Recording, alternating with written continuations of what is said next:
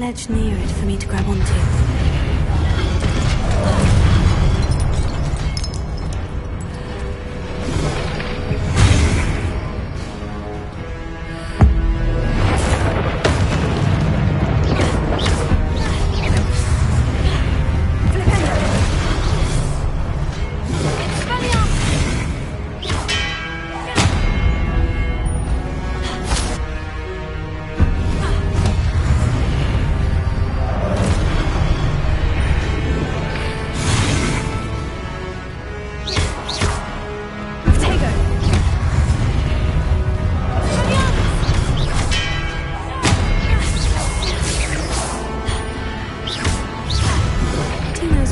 Readjust the archways. Perhaps there's a way forward from the other side of this one.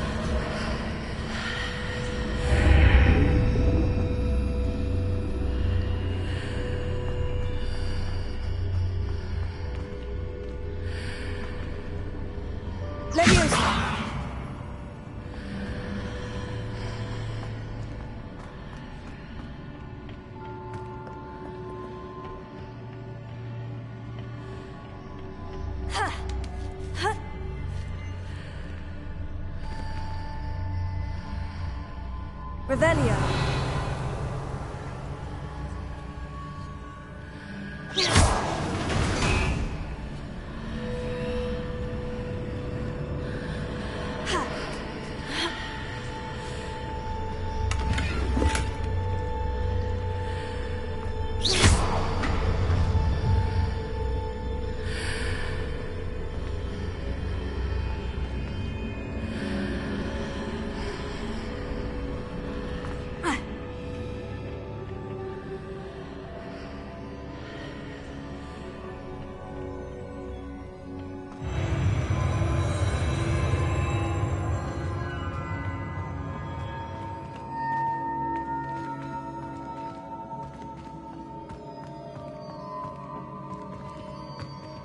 Revelio.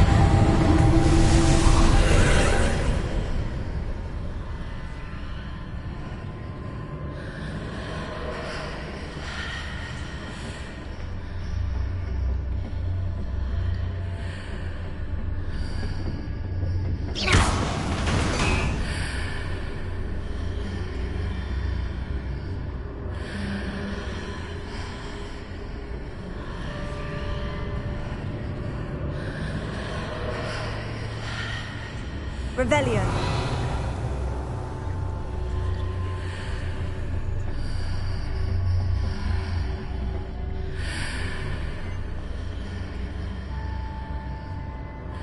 Leviosa.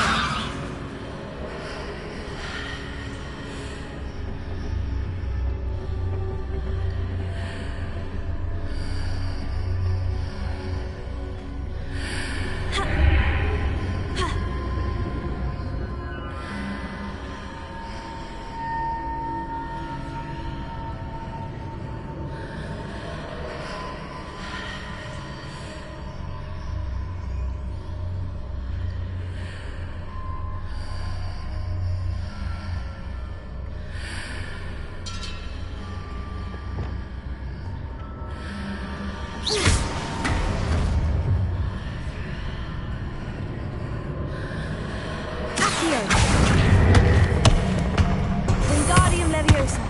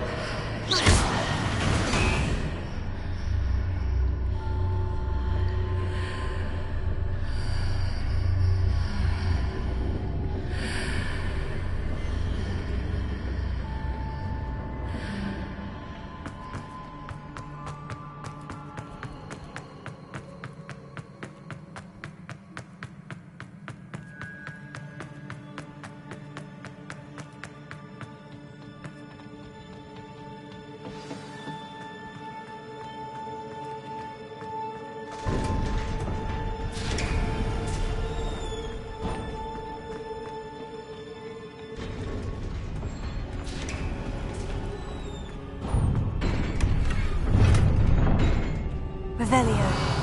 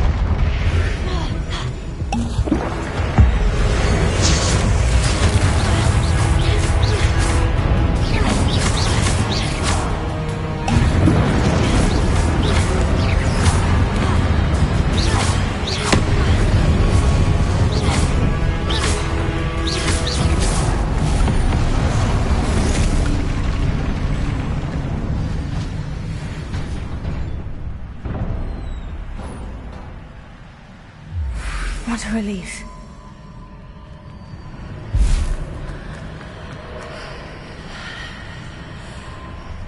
Revelio.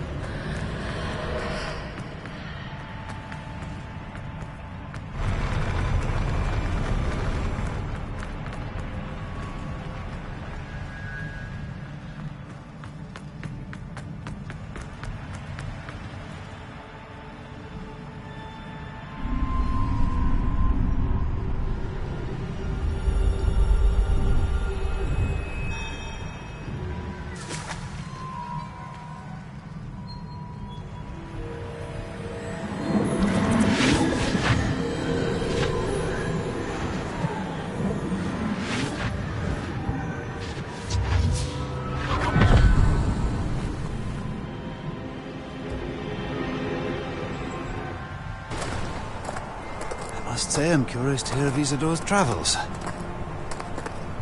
Do come in.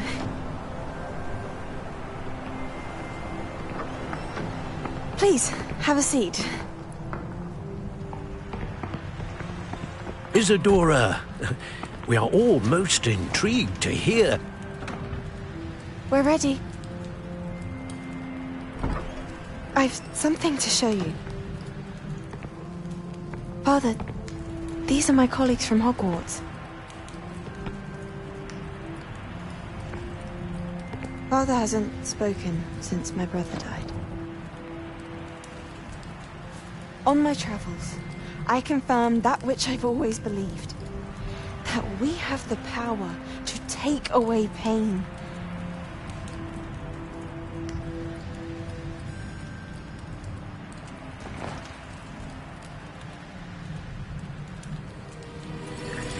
Isidora.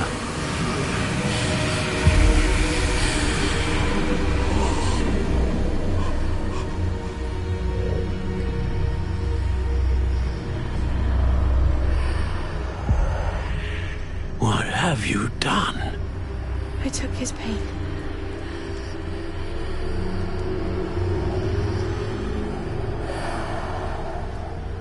This is uncharted magic, Isidora. You can only see what has been sealed in the jar, and we do not know what power that may hold. But the traces of that magic are different from what I've seen before. Thank you.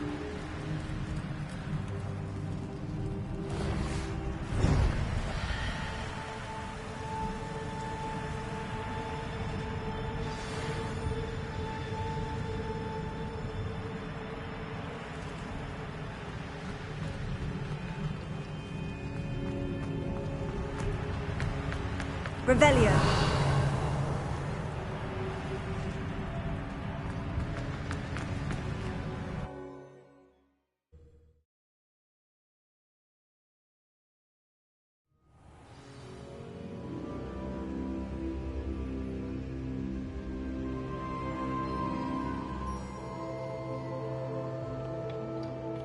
You're back. And in one piece, no less. It is good to see you again. Professor Rookwood told me about what happened at Rookwood Castle.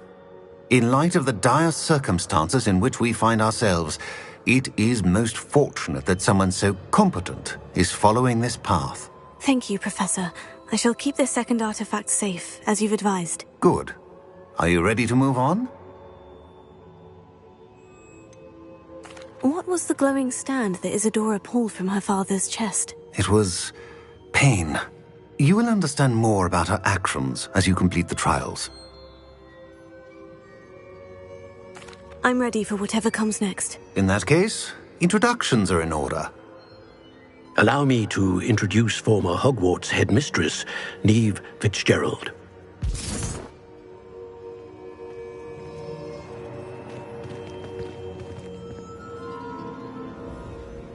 How do you do? I must say that I was not entirely surprised to learn that a student had been completing the trials. I've always believed Hogwarts students capable of anything they set their minds to. Thank you, Professor. It's a pleasure to meet you as well. I am certain that you are more than capable of completing my trial. However, I must first, how shall I say, prepare the location of your next trial. We trust your judgment, Professor Fitzgerald. You should know better than anyone how to manage the inconvenience of, well... A vainglorious and exasperating headmaster? Indeed I should. I shall confirm that everything is in order immediately. Of course. Professor Fitzgerald needs some time to clear the way forward. Until then, you should continue to hone your magic. If you learn more about Ranrock and Victor Rookwood's activities in the meantime, please let us know. Very well, Professor.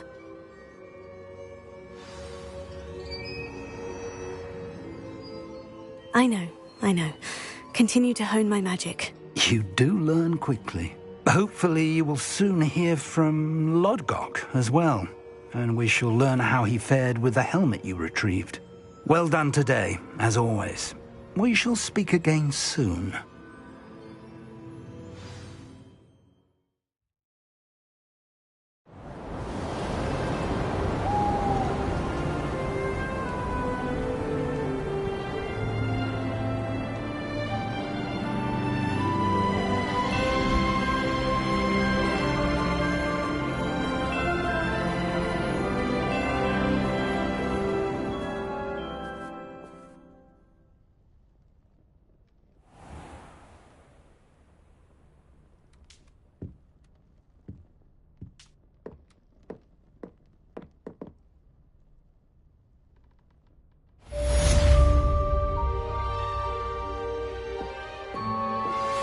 Pressed ominous regarding Salazar Slytherin's scriptorium, but my efforts were in vain. Meet me outside the Slytherin common room. We need to talk.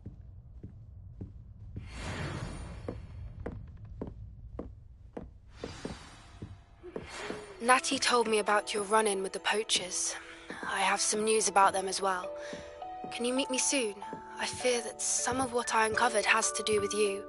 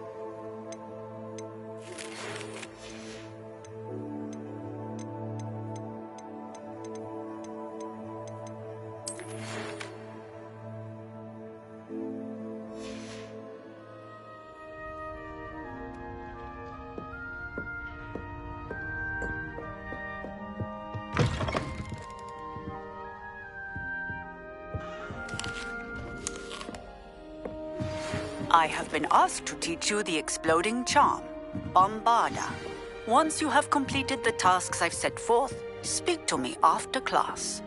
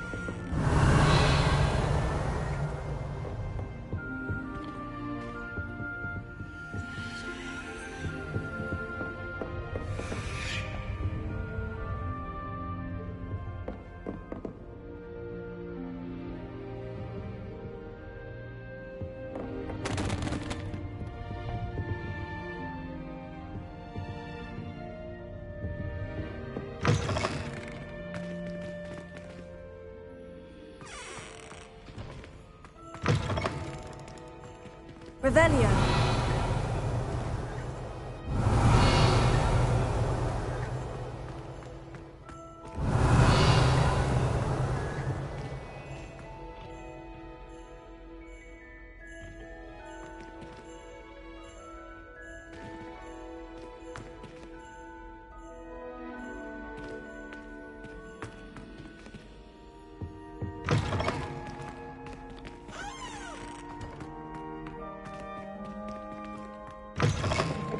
Potion, I shan't tell, certainly suits you.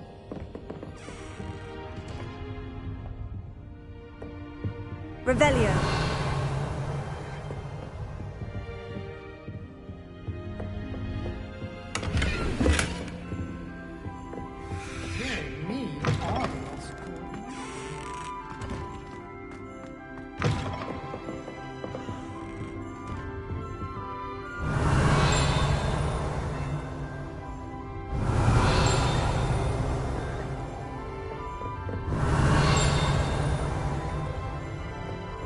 Revelio.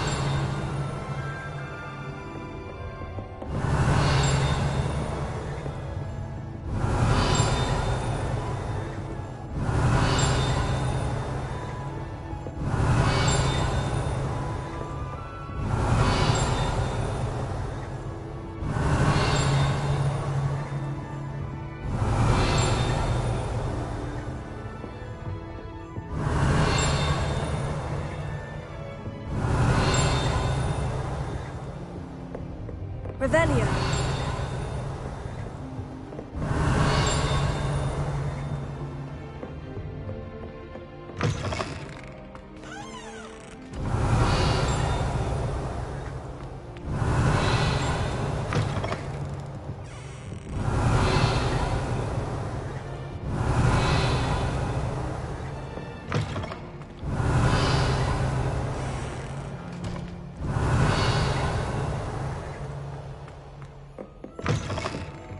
Revelio.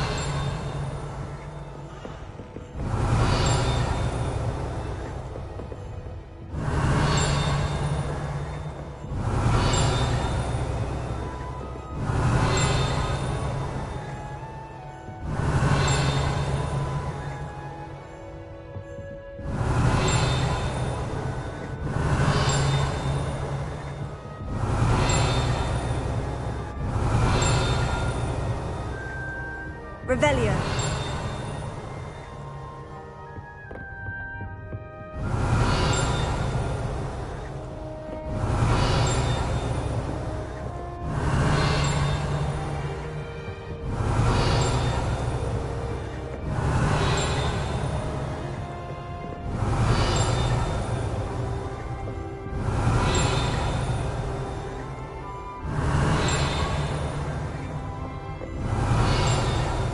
Revelio.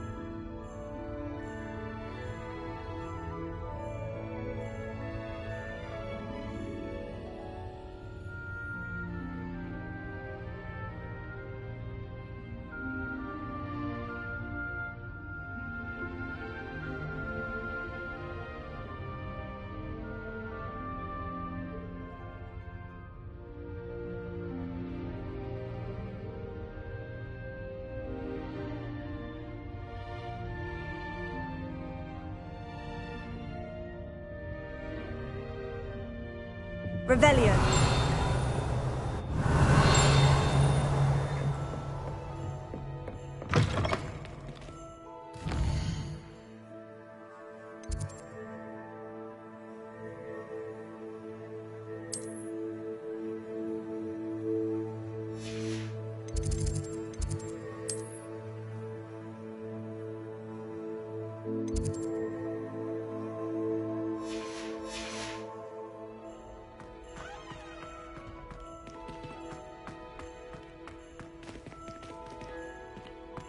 Revelio.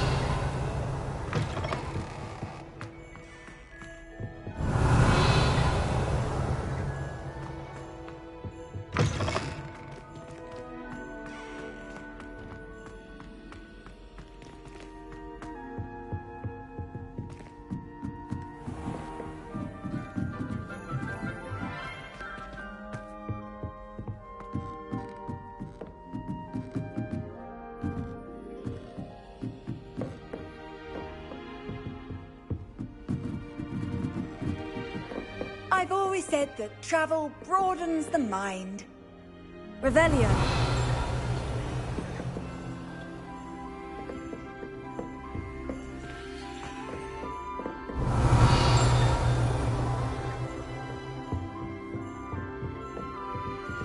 This Daedalian Keys challenge is coming along nicely.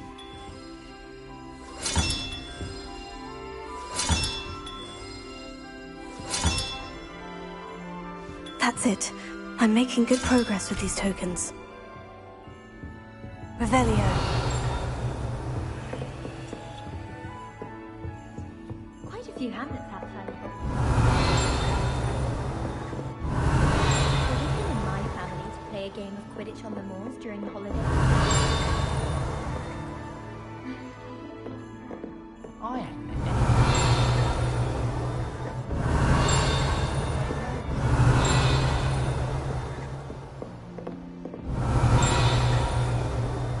Revelio.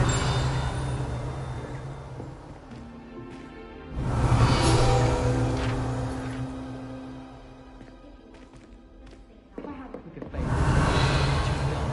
underneath that chip.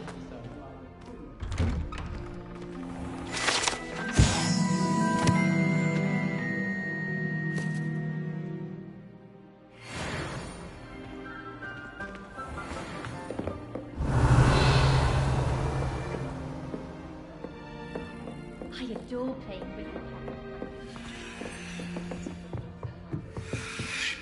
Alohomora.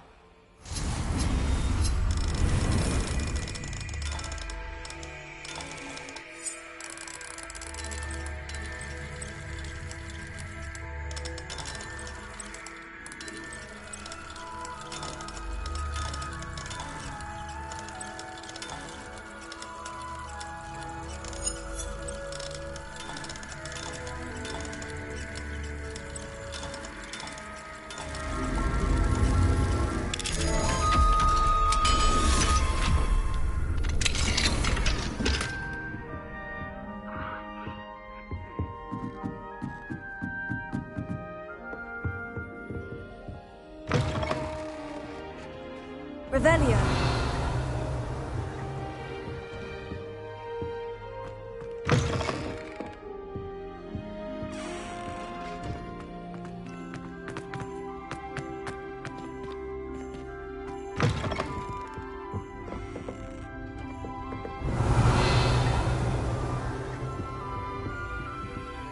Alohomora.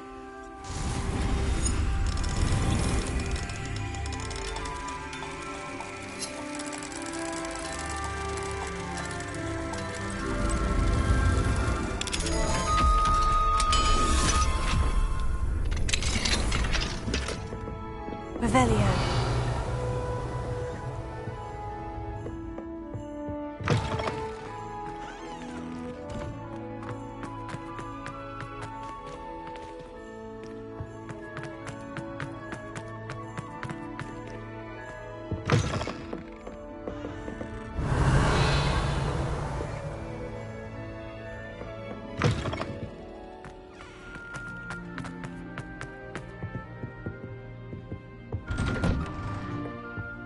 Revelio.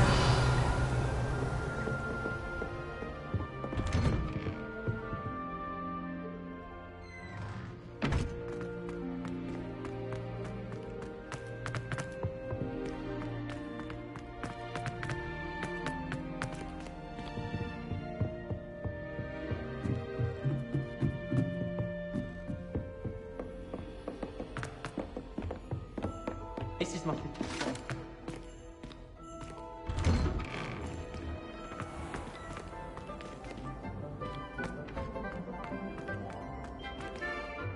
Revelio.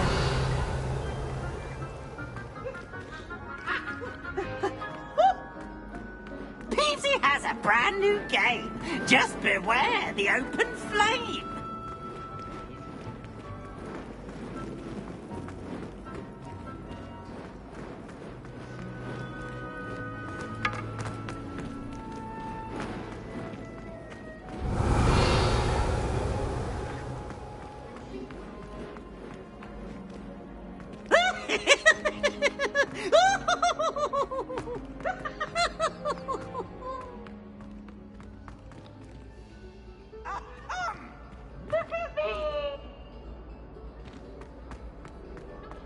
Have you ever had a cauldron meat?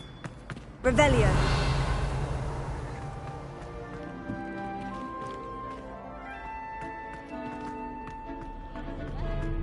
Turned out I just spilled my flask. Oh my.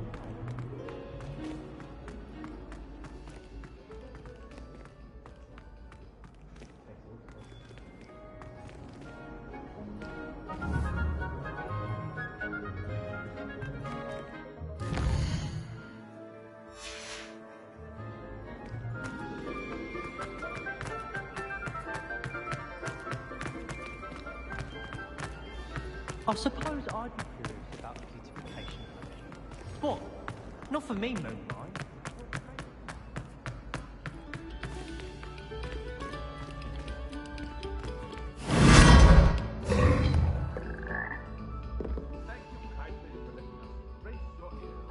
Revelio.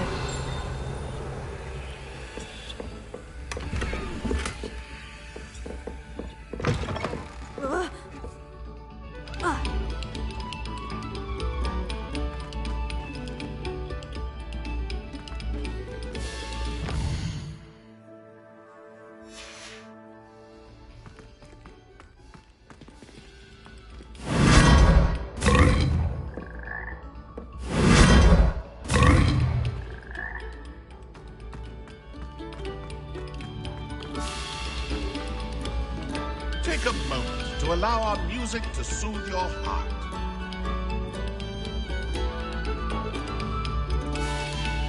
Revelio.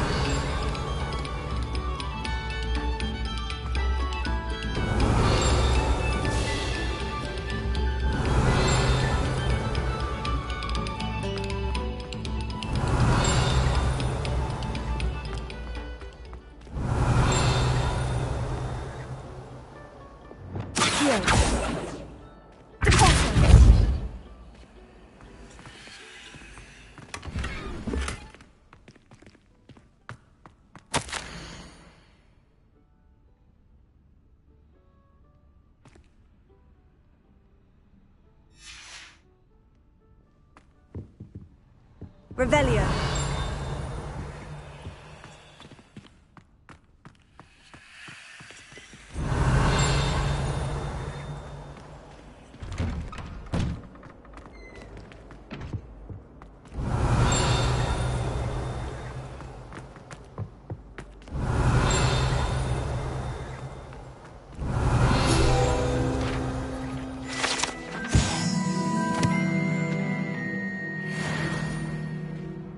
Revelio.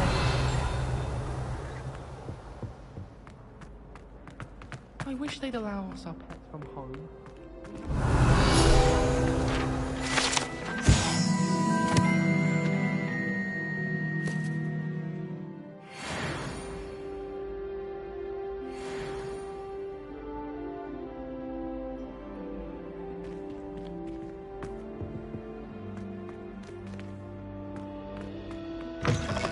What a striking thing.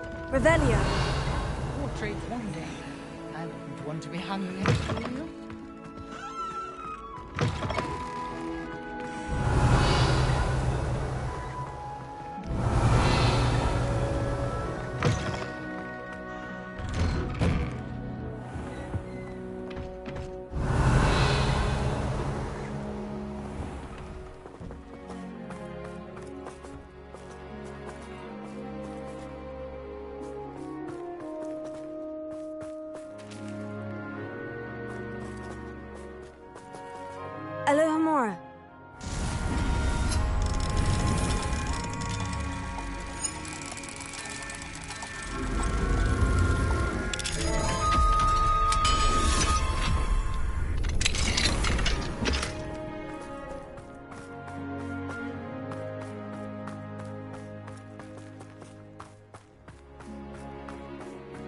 Revelio.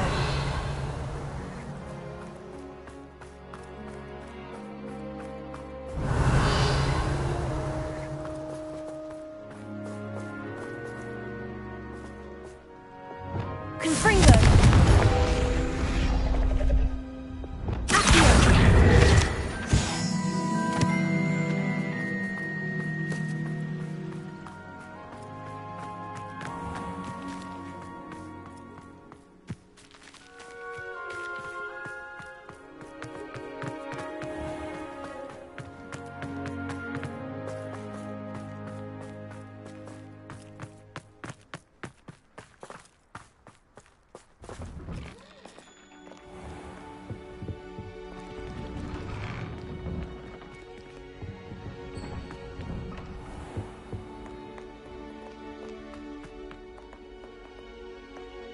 Revelio.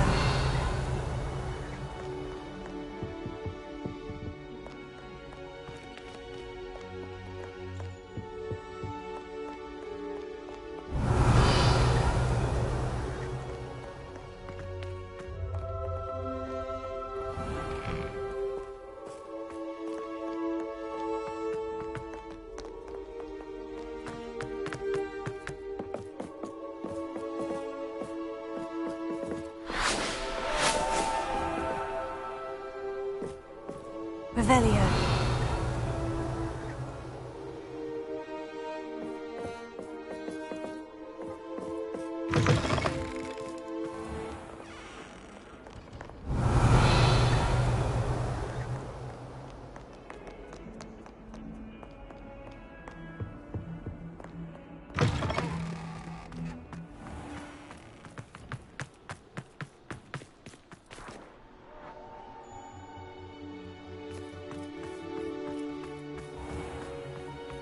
Revelio.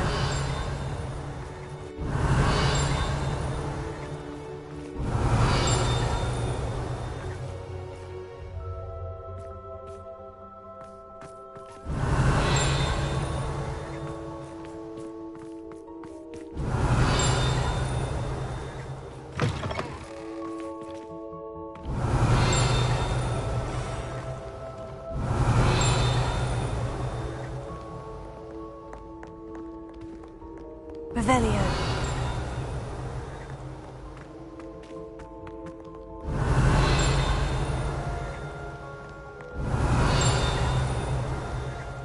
Anyone been into Albion?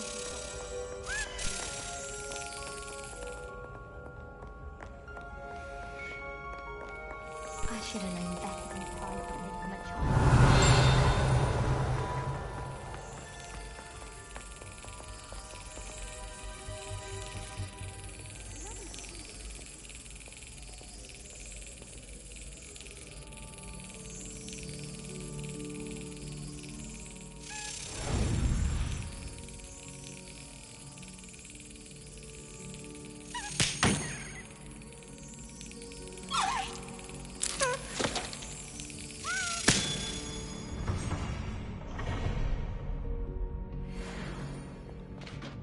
Revelio.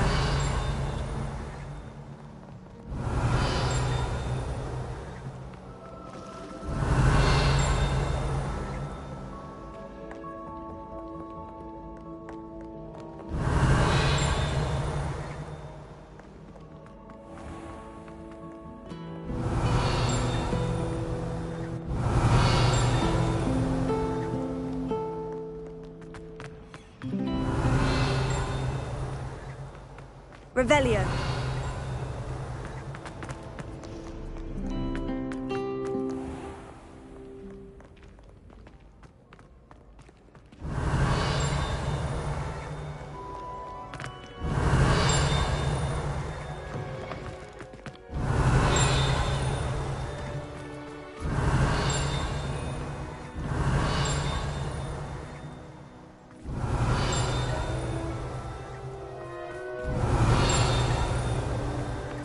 Revelio.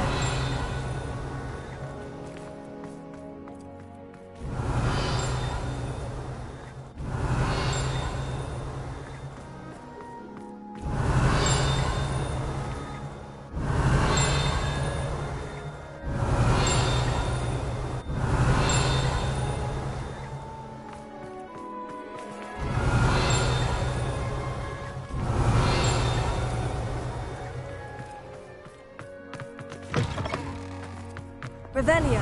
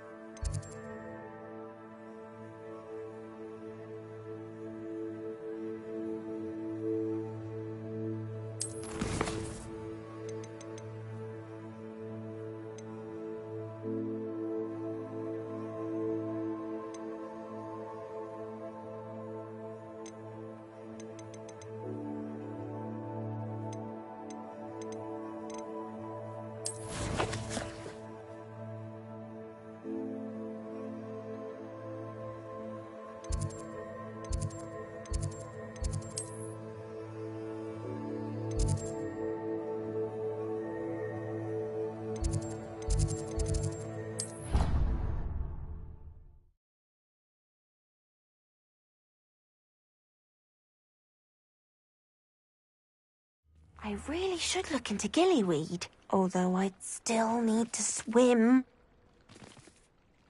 Going for a swim? Goodness, no. Though I'm beginning to think I really should learn how to swim.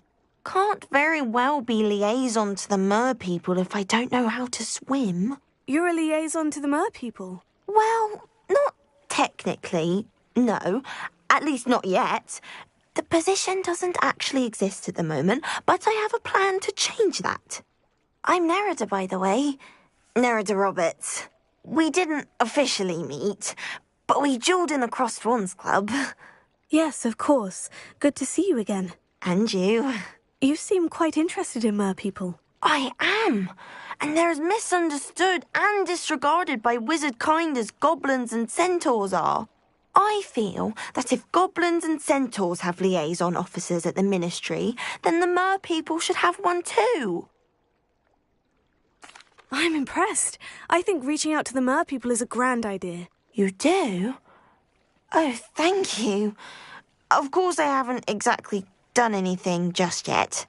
I presented them with a gift a few weeks ago, and they wanted to leave me one as well, in one of their caves. Reciprocity and an offer to visit. I tried telling them I couldn't swim, but I'm afraid that bit got lost in translation. Mermish really is tricky. How has wizard kind fallen short in its treatment of mer people? Well, we've consistently deemed mer people as being beneath us despite the many similarities between our cultures. One can hardly blame them for declining being status by the Ministry years ago. Who are we to classify those of such beauty and intelligence? What do you imagine a liaison to the mer people would do? Oh, so many things. I want to know everything I can about them. After I've mastered swimming, I perfect my mermish, of course, and I'd share with them anything they wanted to know about wizard kind. My hope is that by understanding each other better, both of our societies could grow. What is it about the mer people that interests you so much? I can't begin to tell you how brilliant they are. I mean, rumour is that tales about them have infiltrated even the Muggle world. The oldest known mer people, sirens, come from Greece. And of course Scotland has Selkies and Ireland is home to Merrows. I could go on for ages about them. Their glorious underwater communities, domestication of sea life, their art and music. It's a travesty how little is understood about them. Well, I can swim and could help you if you'd like. You'd really do that? Oh, thank you! Thank you, thank you! The last thing I want is for them to think I'd shunned their gift. Diplomacy is a delicate dance. Now, if I'm not mistaken, I think you can dive down to their cave from just there in the water. I can't wait to hear about what you find. One day soon I'll see for myself. I just know it.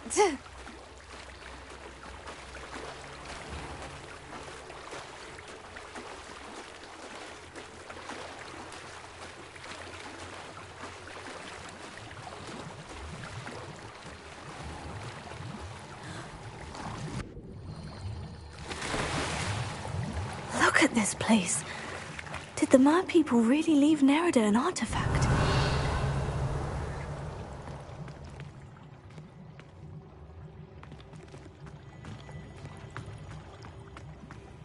Confringo!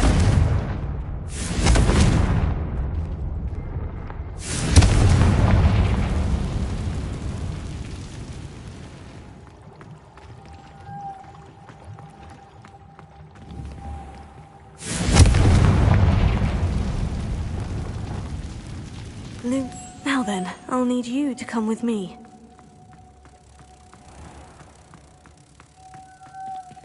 Now for the rest of you.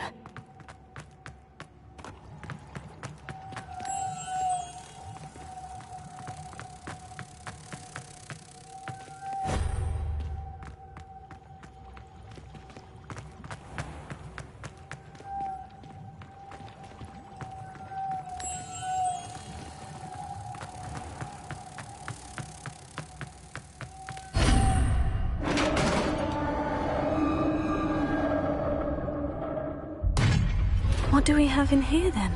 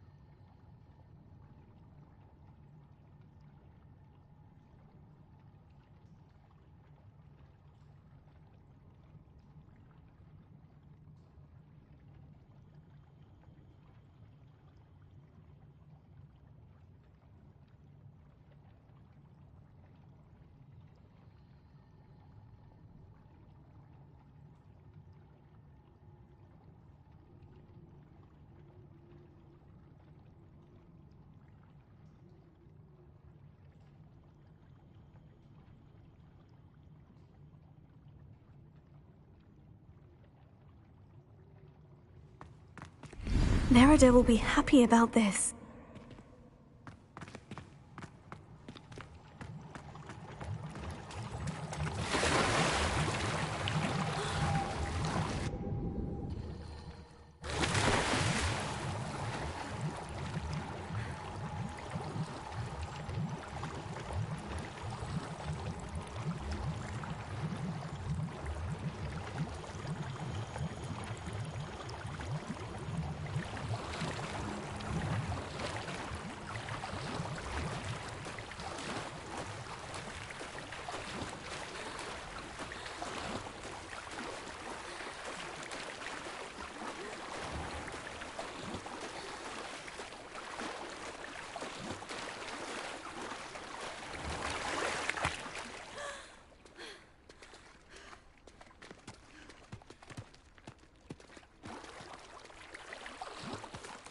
Crossed Wands was so much fun, wasn't it?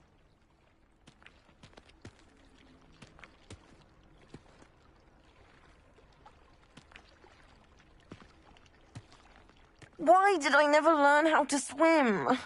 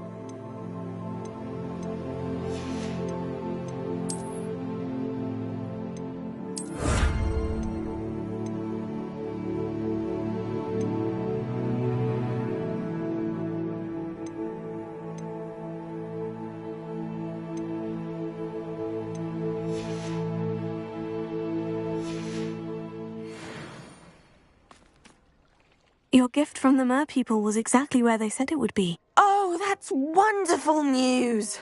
I was so worried I'd left it too long and they'd seen it as a slight. Our relationship with them is already so tenuous.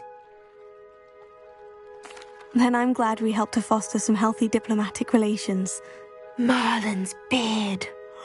It's marvelous. I'm going to show it to everyone, including the Ministry. Should I hand deliver it or send by owl? Thank you again so much. You may have just helped improve relations between wizard kind and mer people for decades to come. I can't wait to study this.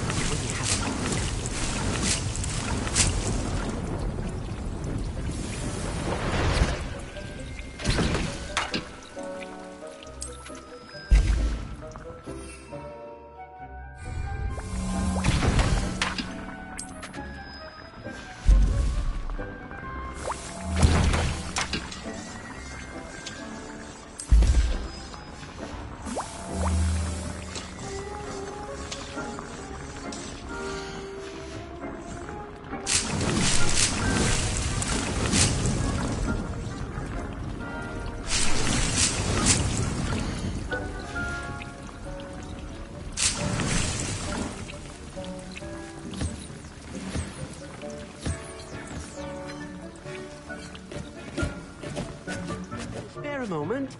Deke has an idea to share with you.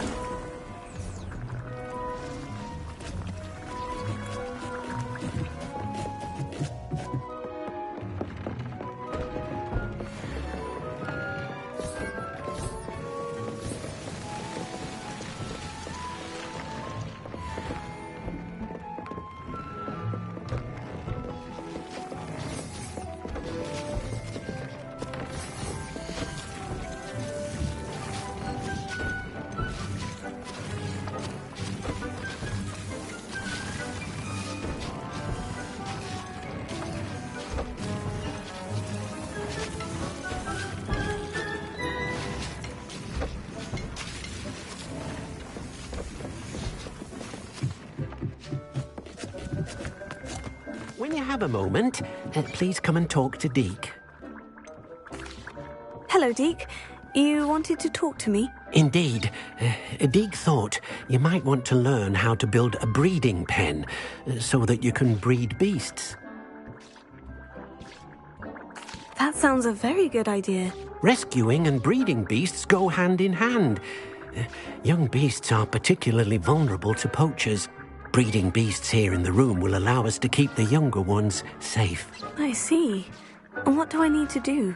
First, bring a pair of beasts to the room. One male, one female. Deke suggests rescuing thestrals, as they're at great risk from poachers. Noble creatures, but their relationship with death gives them a bad reputation.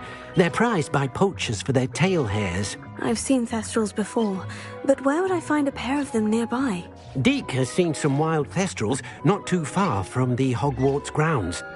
Then you'll need to purchase a spellcraft for the pen from Tomes and Scrolls and gather the materials it requires. Once you've rescued the thestrals and you have the spellcraft, you come and find Deke.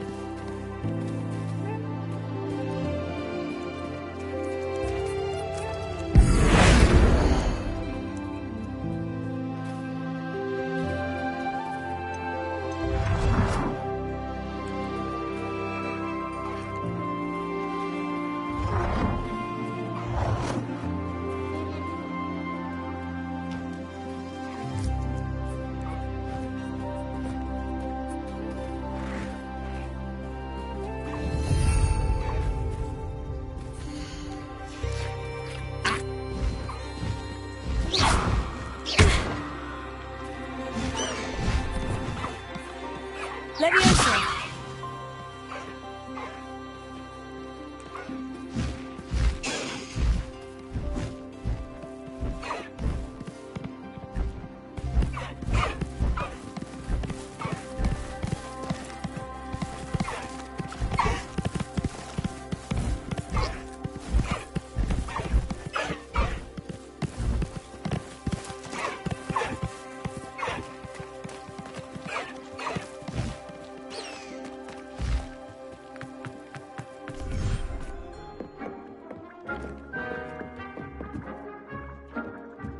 Revelio.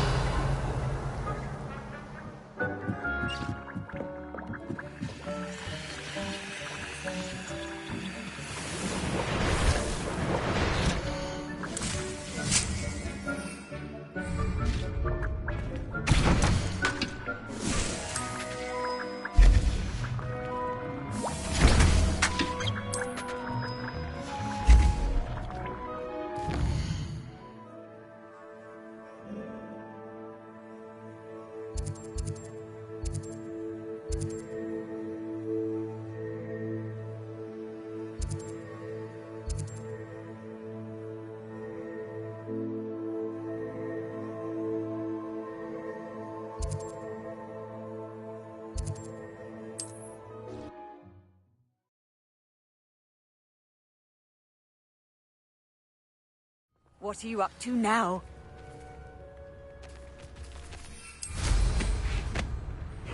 Seems a pleasant enough little place.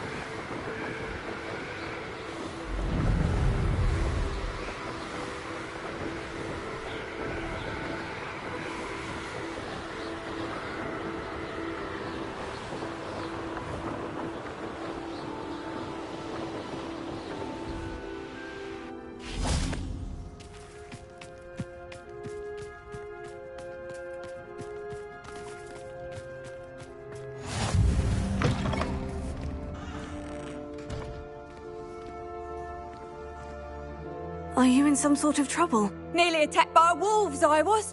Only just escaped with my life. I need to be better prepared next time. Could use some thunder brew. I don't suppose a student like you... Yes, I have some right here. Oh, thank you! I feel better already. Please take this as thanks for your generosity.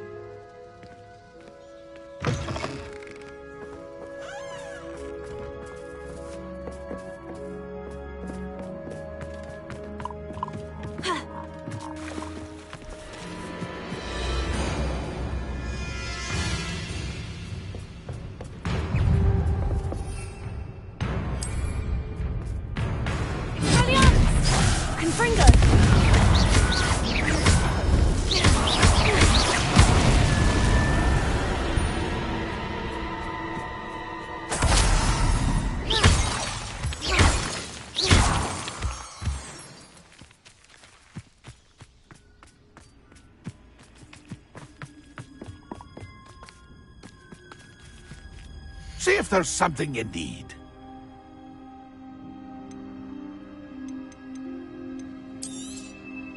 I shall hope to do business with you again.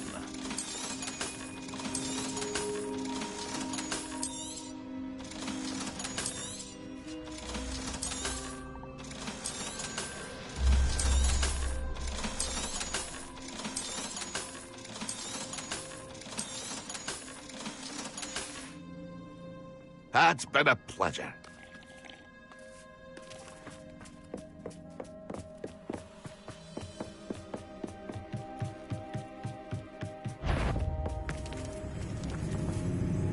Confringo!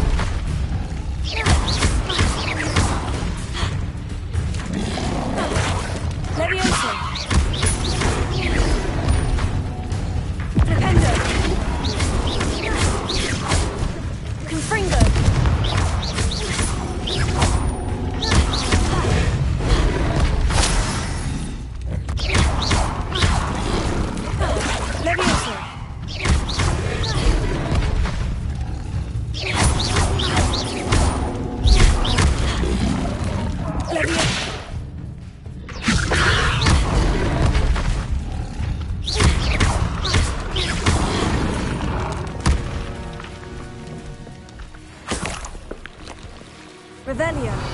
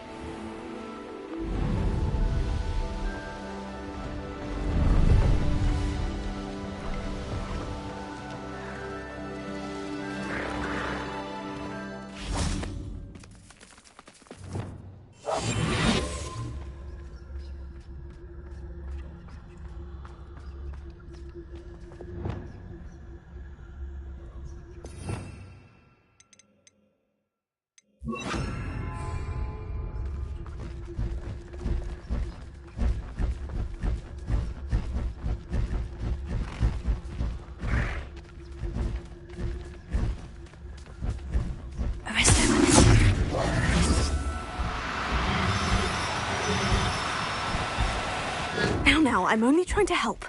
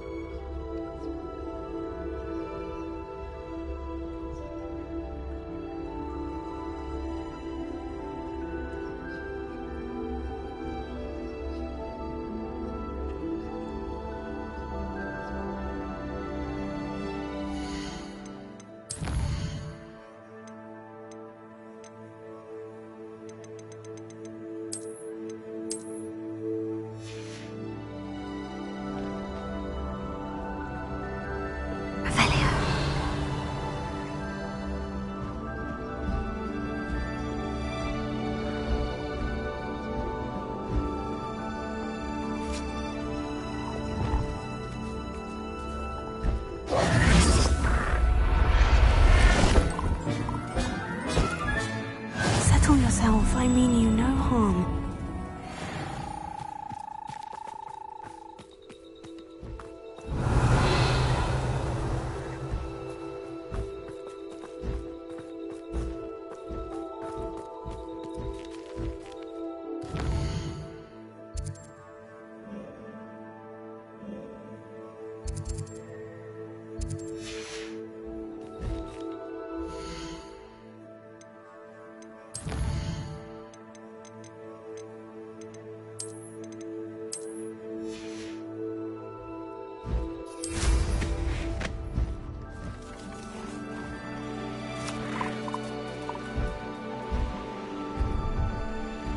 I know a Merlin trial when I see one.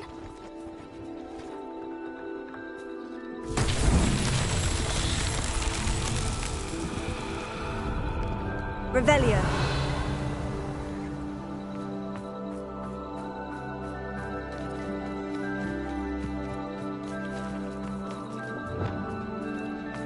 Wingardium Leviosa.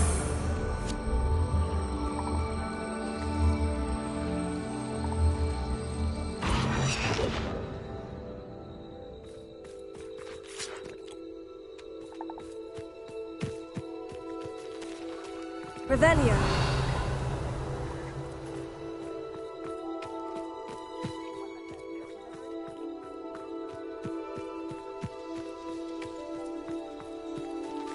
Wingardium Leviosa.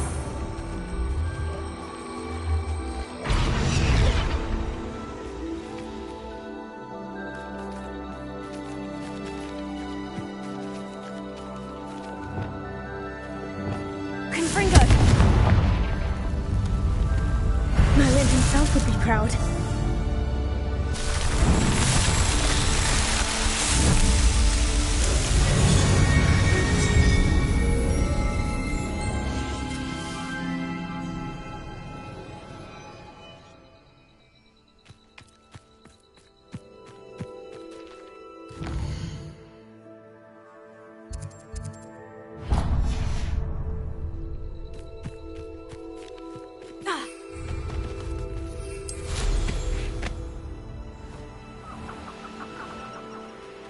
I should investigate.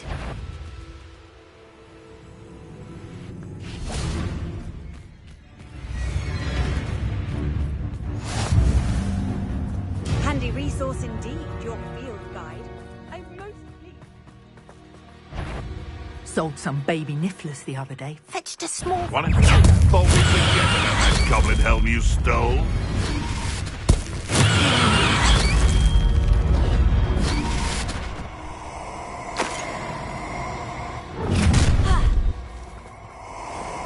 It takes gumption to steal a stolen hippogriff.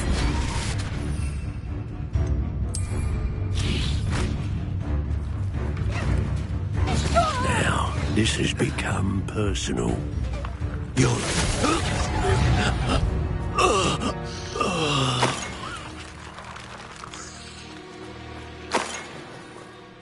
Revelio.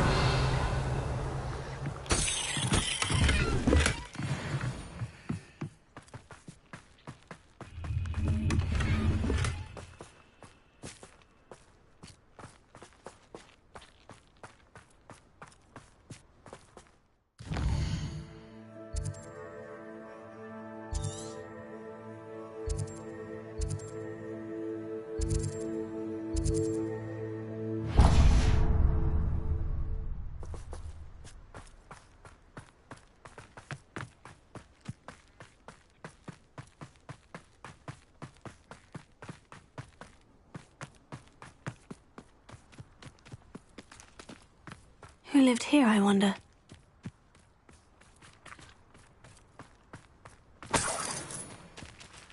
Revelio. Let's see what's up your sleeve this time, Merlin.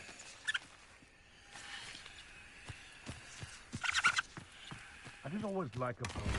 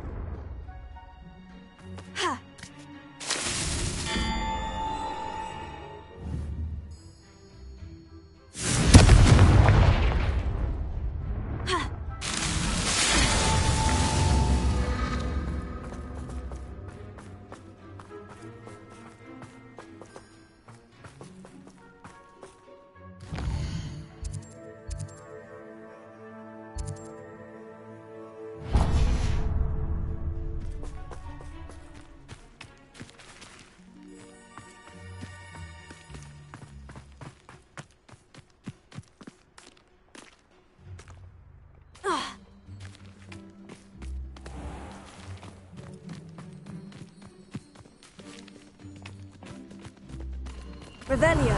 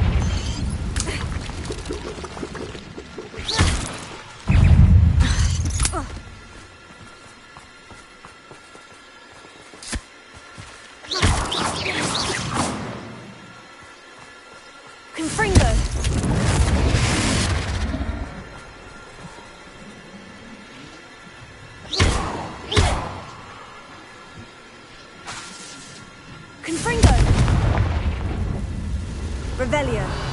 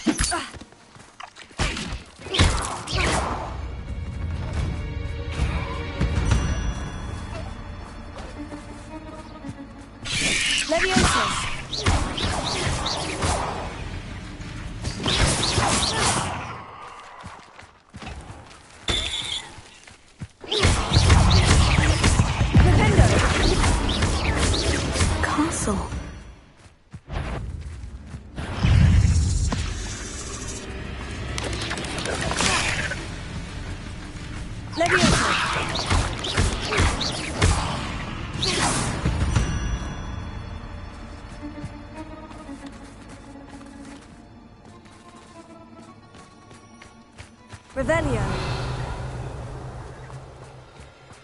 You plan Confringo. You're a Treadwell girl. You're about to wish you hadn't.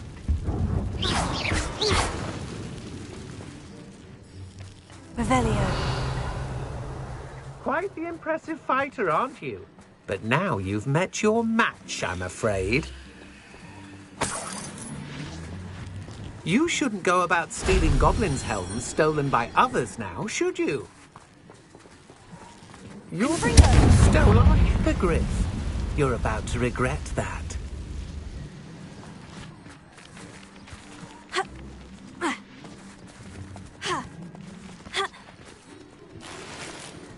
You won't knock this wand loose, and I'd not try if I were you. Confringo. You may be more skilled than most students, but you're not better than me. I've seen you duel. Your strategies won't work on me.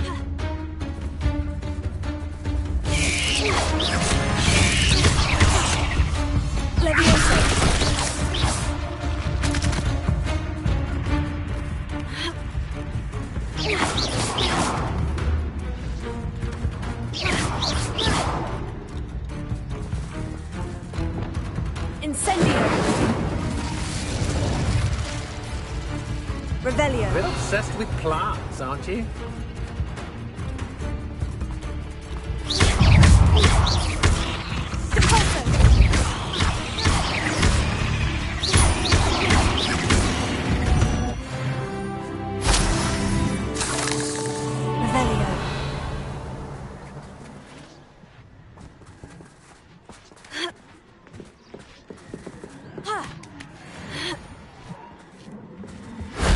That solves that.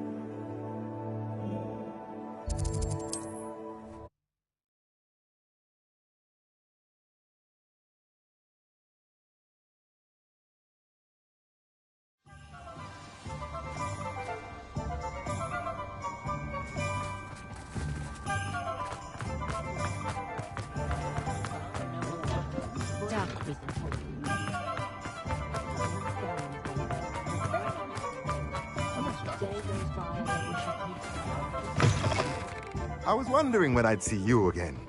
Let's look at what we have, shall we? Now I can conjure a breeding pen in the room. Best get back to Deke with the Thestrals.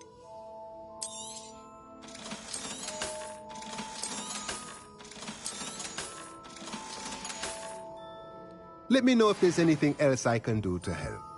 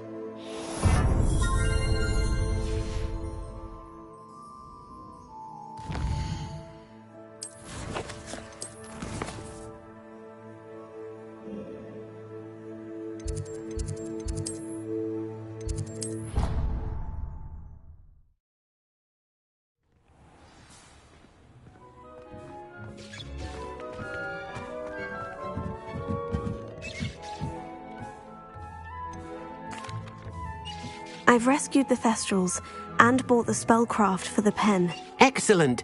Now, to breed your Thestrals, simply release them into the same vivarium in which you conjure the pen. Then use the pen to start the process. Come and see Deke when you're finished. I shall. I wonder where I should conjure their pen.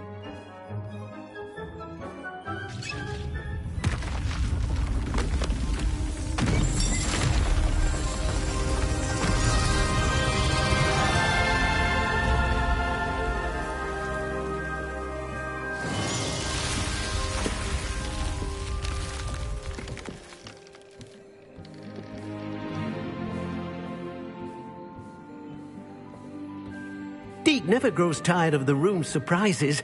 We now have the perfect place for those Thestrals. Please let Deke know once you've bred them.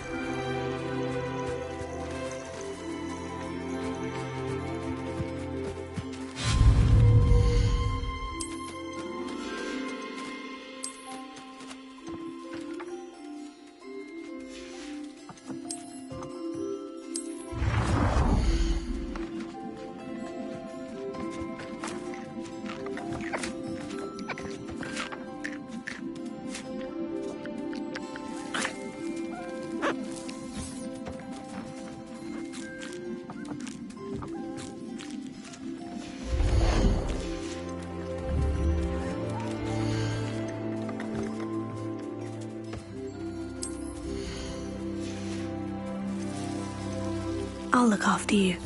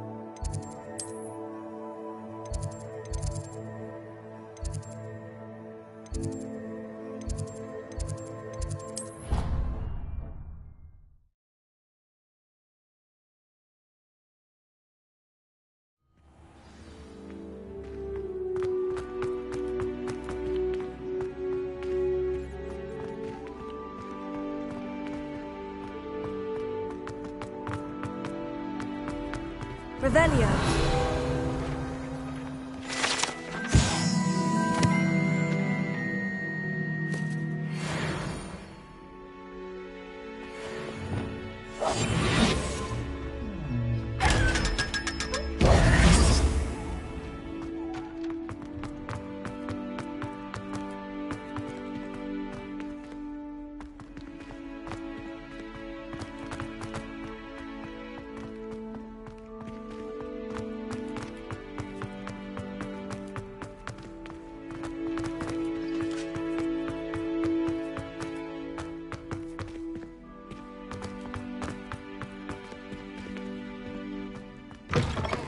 Revelio.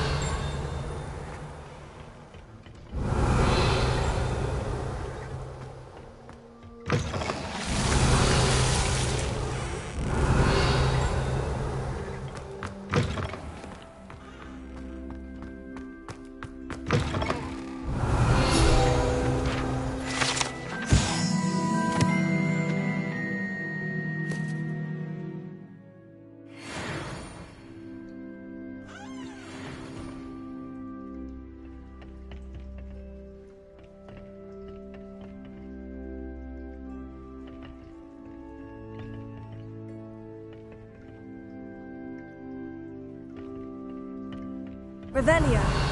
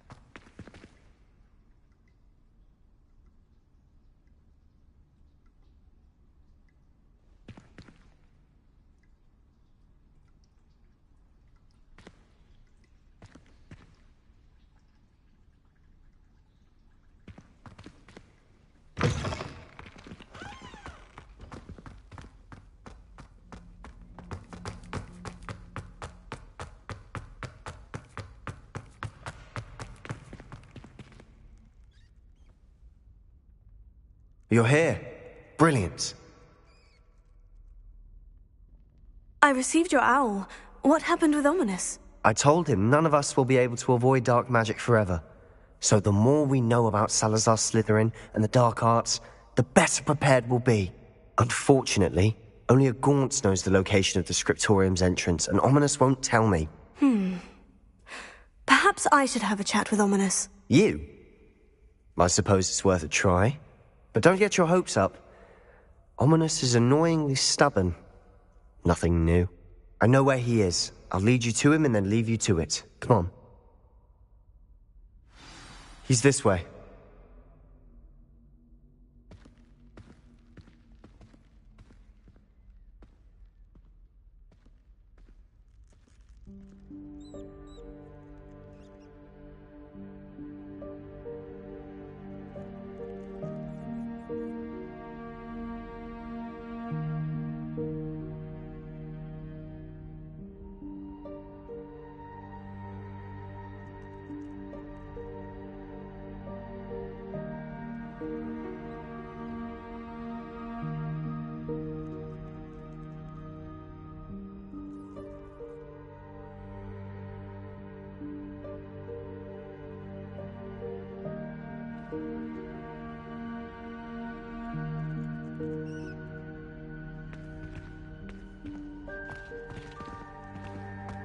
Keep an eye out.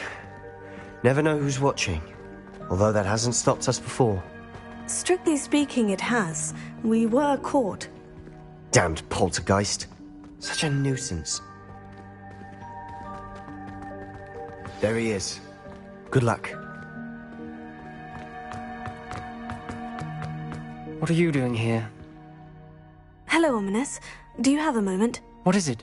What have you and Sebastian been up to now? I owe you an apology, Ominous. I wasn't honest with you before about the Undercroft. Sebastian did show it to me. He wanted me to have a safe place to practice some spells, to try and catch up to the other fifth years. He didn't think you'd mind. I suppose that makes sense. It's just Sebastian's been pestering me lately about something and I'm frustrated with him. Don't tell me he's still going on about... What was it? A scriptorium? He told you about that? He did. We were talking about Hogwarts founders and he mentioned it. Wouldn't say much more, though. Yes, well, he seems to think it contains the answer to saving Anne. I think it's likely full of dark magic that is better left untouched. Wait, you've never been inside? Of course not. I only know about it because of my favourite aunt, Noctua. She thought like I do. Didn't agree with the family on the use of dark magic. In fact, she'd hoped to convince my family that there was more to Salazar Slytherin than worshipping pureblood status. She'd heard of this scriptorium and thought its contents might shed some light on him. She even found the secret entrance in this very corridor. She wrote regularly to my father about her efforts to gain access, and then she simply vanished. No one else ever tried to enter.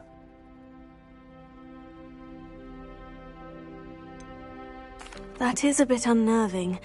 I suppose even if it might lead to answers about what happened to your aunt, it does pose a risk. Aunt Noctua went down this path with good intentions and lost her life. I don't want the same to happen again. You don't know that history will repeat itself. Besides, you said your aunt thought like you. This could honor her memory. Get you answers about Slytherin and Sebastian answers for Anne. Your aunt pursued this alone. We could do it together. I see what you've done here, and I confess, you've convinced me. I didn't think it possible. Very well. I shall tell you what I know. Fetch Sebastian, I'll wait. I hope we don't regret this. Sebastian, over here! These braziers grant access to the scriptorium. Now you'll share?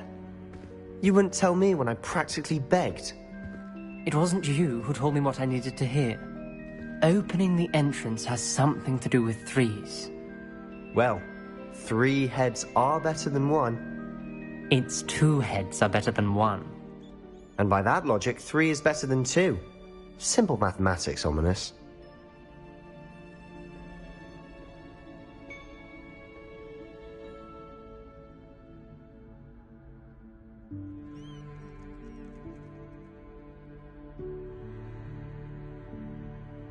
Revelio may help.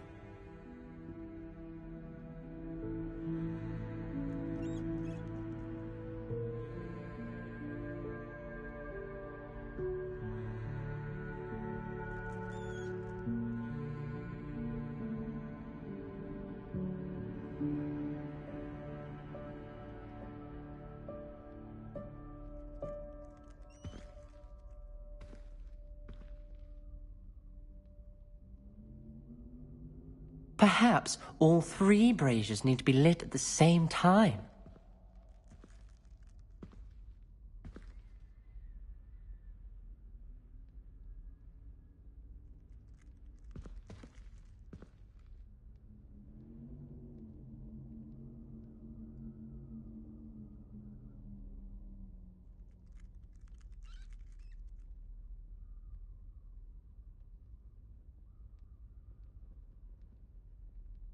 Revelio. Remember, 3 braziers are involved.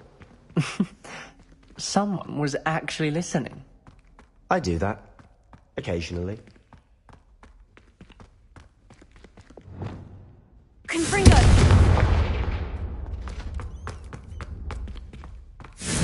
That brazier went out on its own.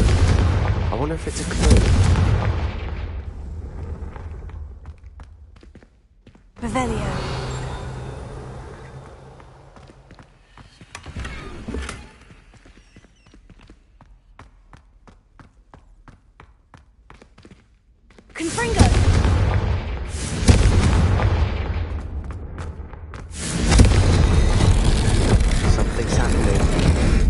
hope we're ready for this. Dark, ominous corridors. My favorite. No Lumos. comment. Come on, that was a good one.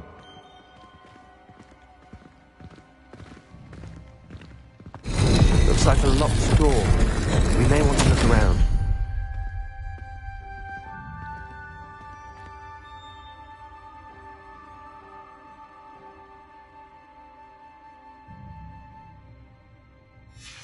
A journal entry, signed by Noctua Gaunt. Gaunt? Ominous. Your family was here. The rubble formed a relief Lumos. of a person facing a snake. That must be the voice I hear. Revelio. Lumos. The voice is ancient, sinister. You hear a voice? It started when you repaired that relief. I hear a whisper saying, "Speak to me." I'm a parcel mouth. I can hear and speak to snakes. Nearly all known parcel mouths are descended from Salazar Slytherin. I'd like to be able to talk to snakes. You might not want the ability to speak parcel tongue. It's often associated with dark wizards. I haven't spoken it in ages, but I'd wager if I speak it now, the door will open. I'm hoping you're having second thoughts. I see no reason we should stop now. It's ironic. When I left home, I vowed to leave the dark arts behind, and yet here I am. Stand back. I can't believe I'm doing this.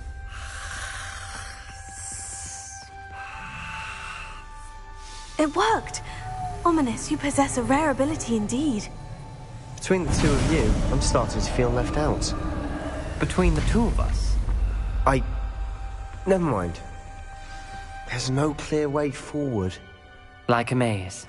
Salazar Slytherin most likely wanted this to be difficult to solve. Revelio. The door we came from, it closed. And there's more than one gate ahead. Then look closely at each gate for clues. Confringo! The dial requires focus. Art Noctua said the same. It may take practice to solve it.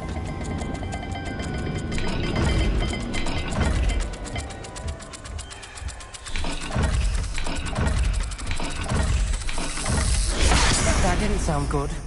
Salazar Slytherin didn't make this easy.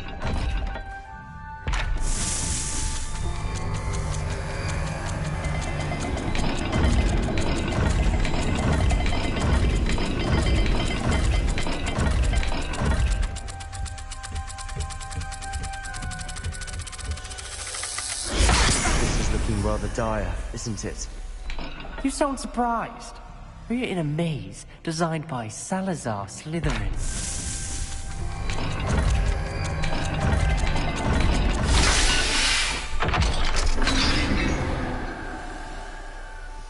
Matching the symbols did open it. Was about to do that myself. Lumos. You got to it first. Nice work.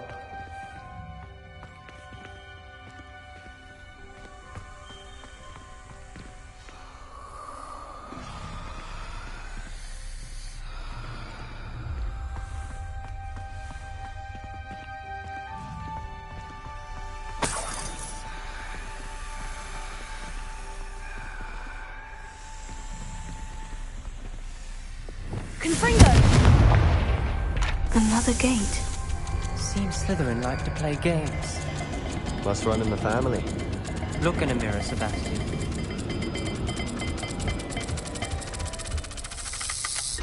All the gates have symbols. And there are symbols on the dial. Revelio.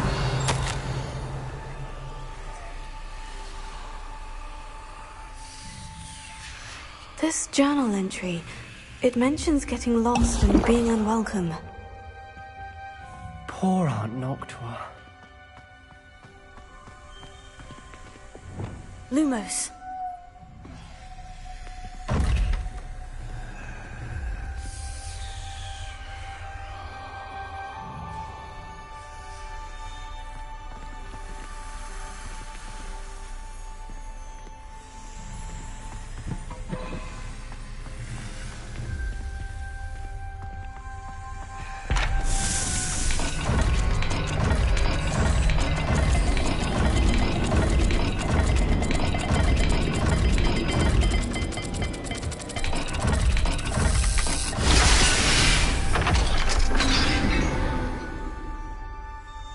That sounded promising.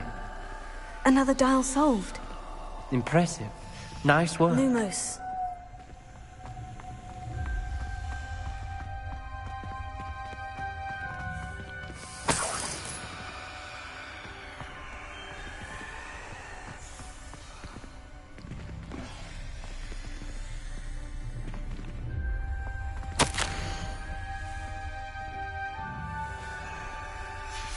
Ominous. Your aunt wanted to change your family's traditions. She did. And she was my favorite person in the world before.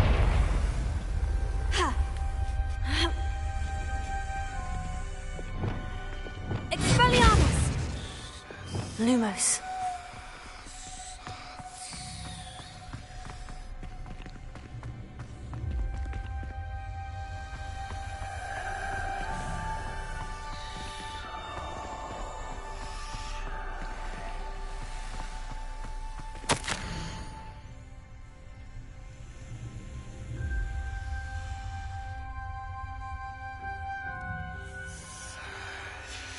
Noctua references painful and arduous challenges, but also rewards. Painful. That's the part I'm wary of. All I heard was rewards. Keep going.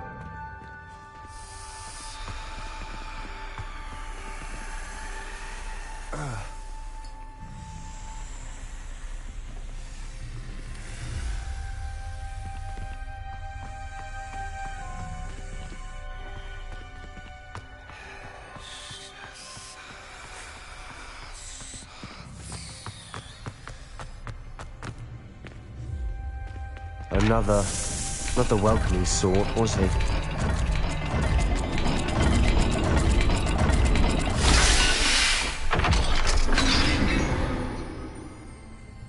Excellent work. We're another step closer to the scriptorium. Lumos.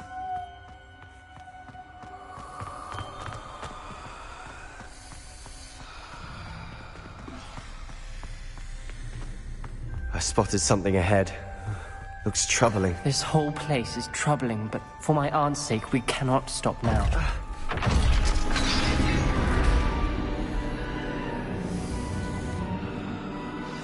The gate! I think we're locked in. Again! Then Salazar Slytherin is not yet finished with us.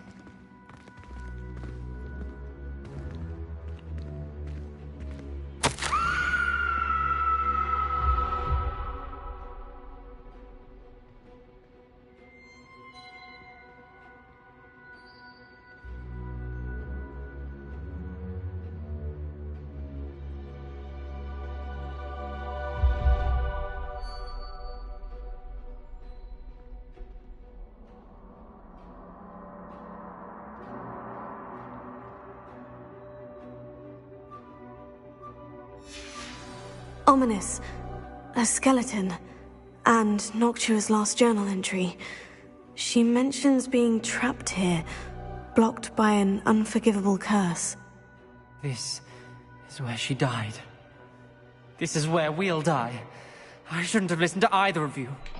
Ominous, I'm truly sorry about your aunt. But I know what to do. It's going to be difficult.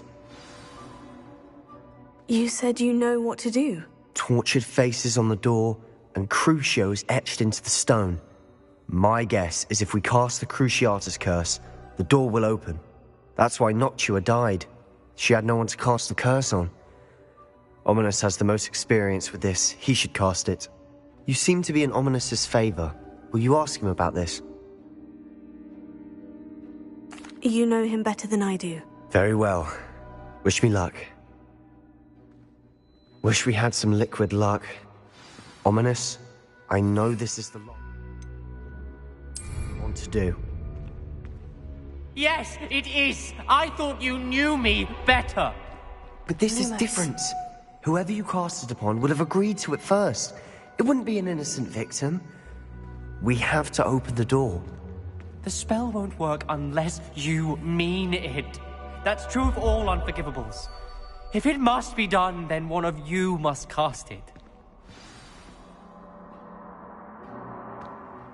What do we do now? Ominous is not going to cast the Cruciatus Curse again. Ridiculous. As if dying in here is a better option than casting a damned spell. It's up to us. I can teach you Crucio, or I can cast it on you. Wait, you didn't say you knew how to cast Crucio? Because I'm not sure I do. Ominous knows that, yet he's left us no choice. I don't yearn to follow in Noctua Gaunt's footsteps. I think I can cast it if I have to. I want to learn the curse, and I think it's best if I cast it on you. Very well, if that's what you want. To perform the spell, raise your wand, point it at me, and firmly declare Crucio. Hold on as long as you can.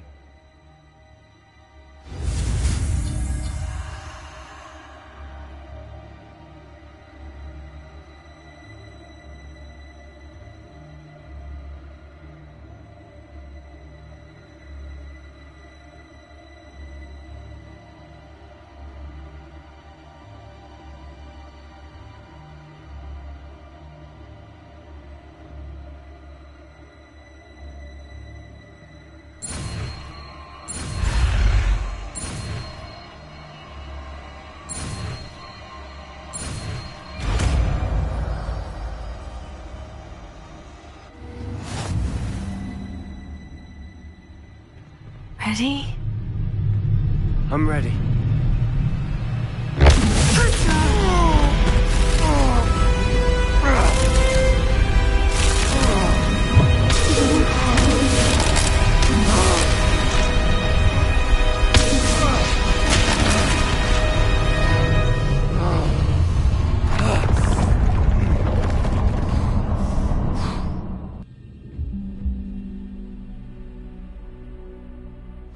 Are you all right? That pain. I would have done anything to make it stop. But I'll survive. Let's keep moving. We made it. We found Salazar Slytherin's scriptorium. I can't believe we're here. Revelio.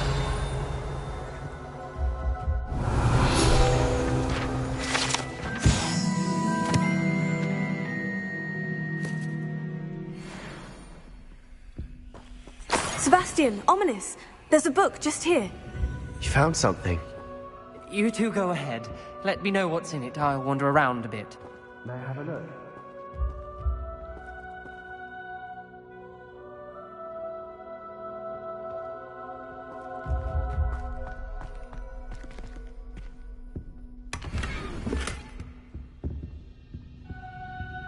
Revelio.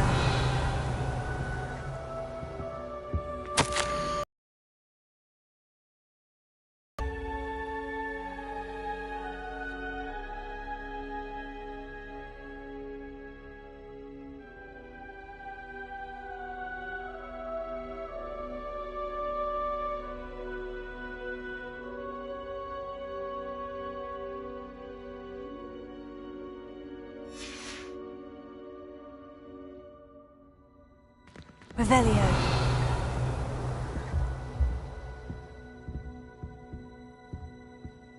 What do you think? Looks like a spellbook of some kind.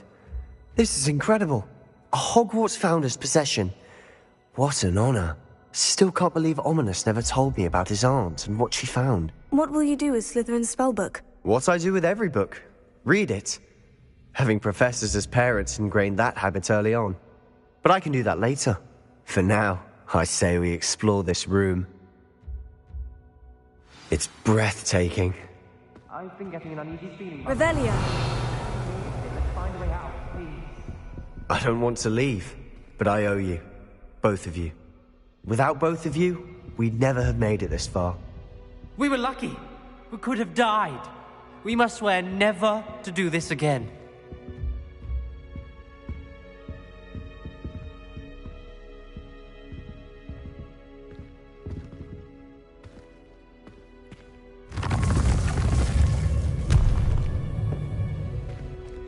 I see a way out.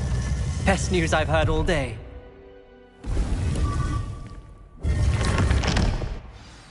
Ominous. About your aunt. Please, Sebastian. I meant what I said before. We swear, right now, never to engage in anything to do with dark magic again. Understood. I'm truly sorry about your aunt, Ominous. I suppose after all this, I am grateful to know what happened to her. Thank you.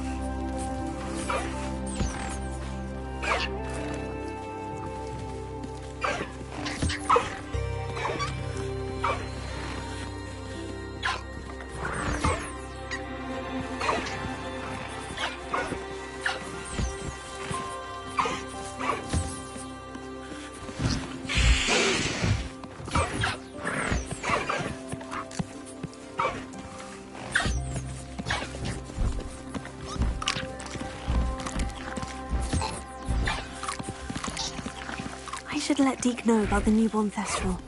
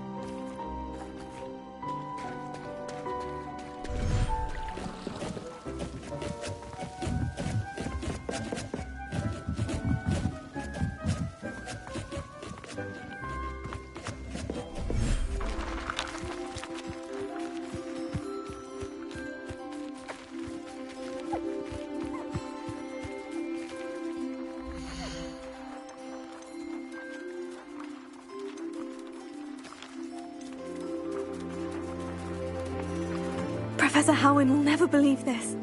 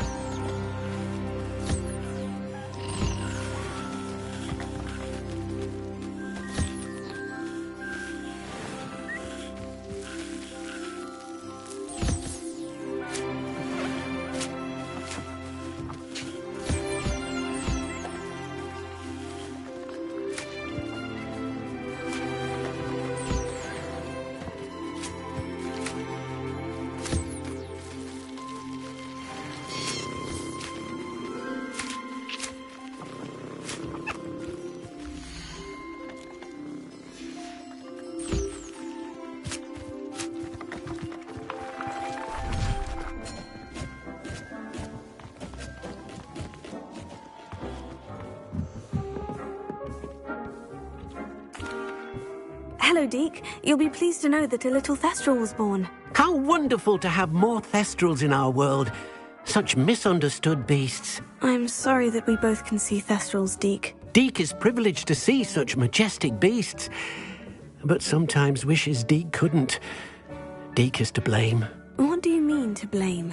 Years ago, Deke's master ordered Deke to help him capture a phoenix, the rarest of all beasts that Master had spotted high on a cliff. The phoenix was the most beautiful beast Deke had ever seen. Deke begged Master to leave her be. When Deke hesitated to climb up the cliff as ordered, Deke had to punish himself. As Deke punished himself, Master grew angrier and angrier, and in his frustration cast at the regal bird. Deke suspects the phoenix was protecting eggs when it swooped down in fear and fury. Before Deke could reach him, Master fell from the cliff. Deke stayed on that cliffside for days, punishing himself, before Tobbs found him. It sounds to me as if your master got what he deserved. Deke never wanted anyone to get hurt. Not the phoenix, not Tobbs, and not even Master. Deke often wonders what became of that phoenix. Deke feels fortunate to be at Hogwarts now, helping you rescue beasts. Perhaps Deke can make amends for what came before.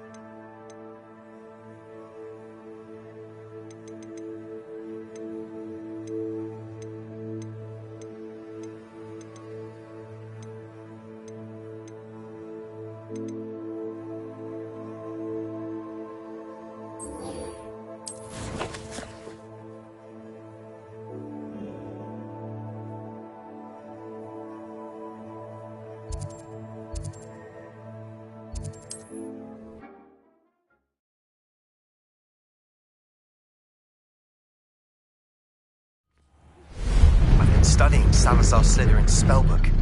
Meet me in the Undercroft. I found something.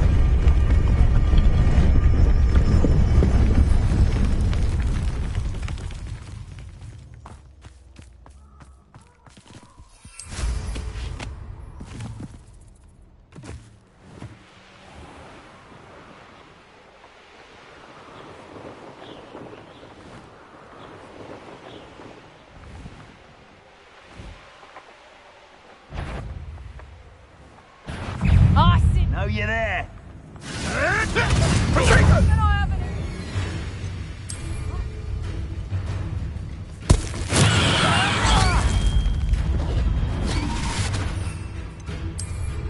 Get back here, or I'll have you stewed like a lamb!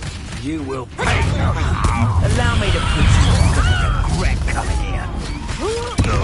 Pay for that.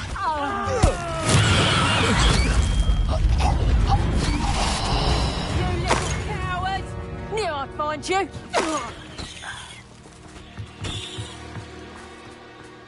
Revelio.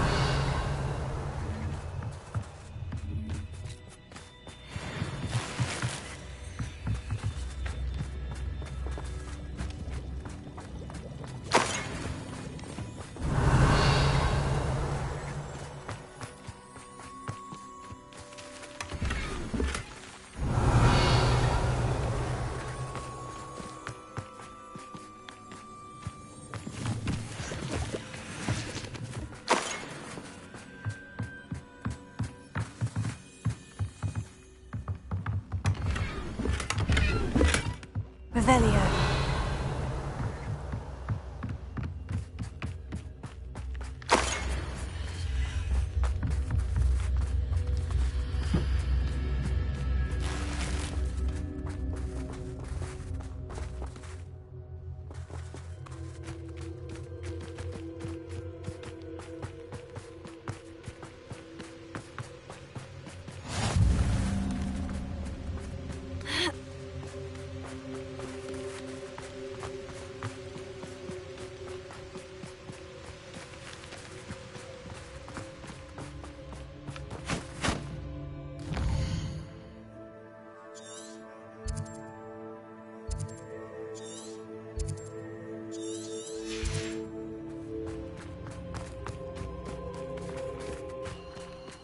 This place has seen better days.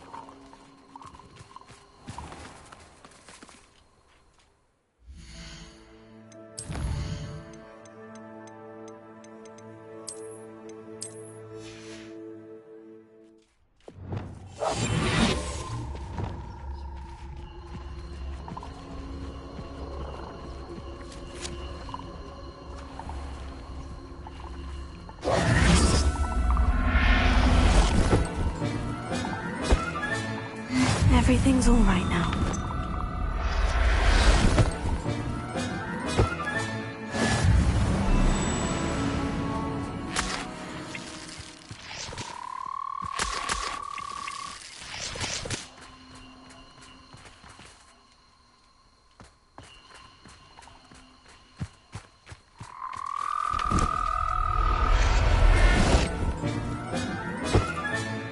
There. I'm not going to hurt you.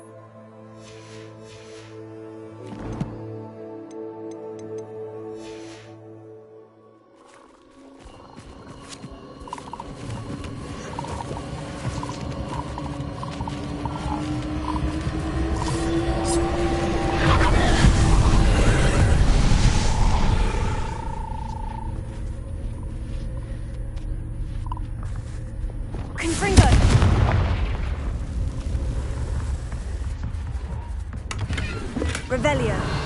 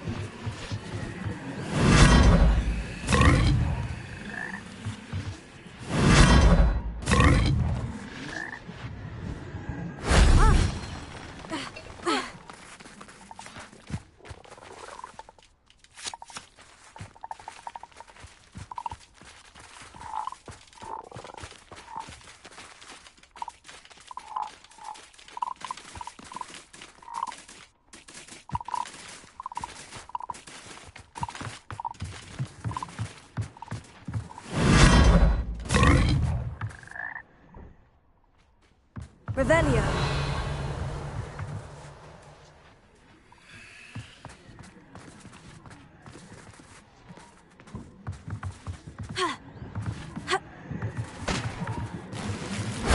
That wasn't so difficult.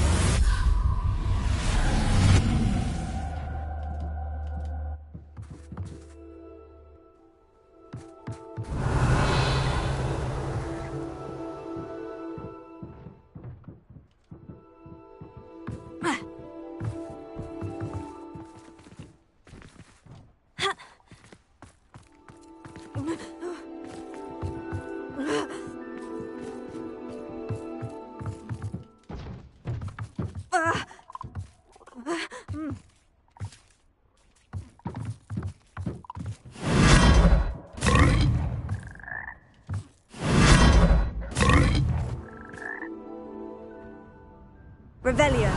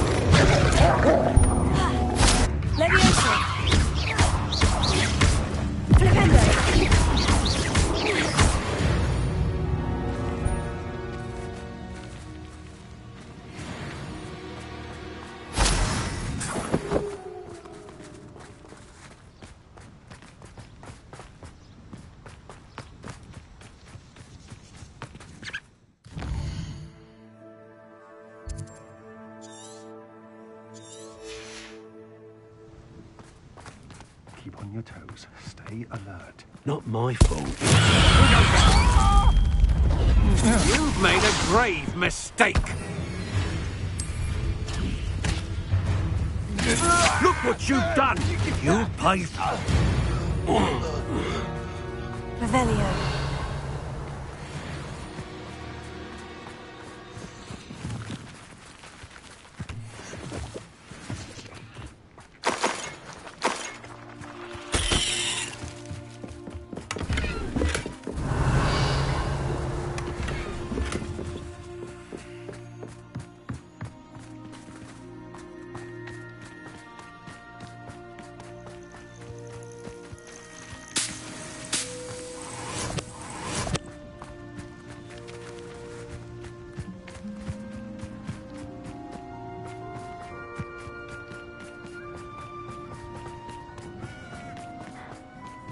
And where did I set my traps?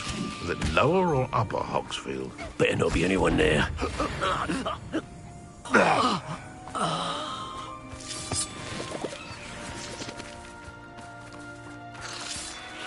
Revelio.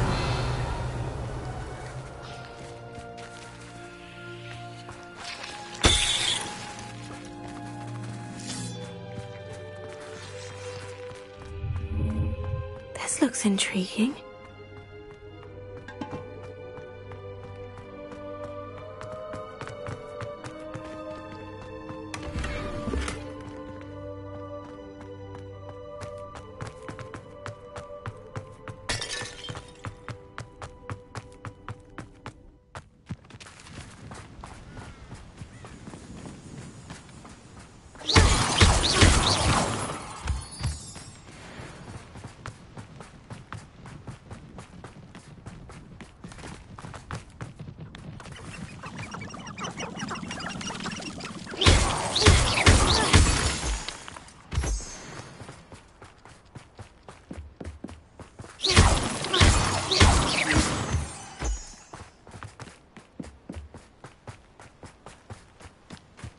Is Highwing all right? Natty told me what the two of you did. Highwing's fine. I'm keeping an eye on her. She's safe, Poppy, I promise. Good. Whatever the poachers are up to, I want Highwing far from it. You said you had news about the poachers, and that some of it had to do with me. It did. I overheard them talking in the Hogshead, and did you know that they have orders from Victor Rookwood to capture you on sight? Does this have anything to do with Rookwood and Harlow coming for you in the Three Broomsticks after the troll attack? It does, somewhat.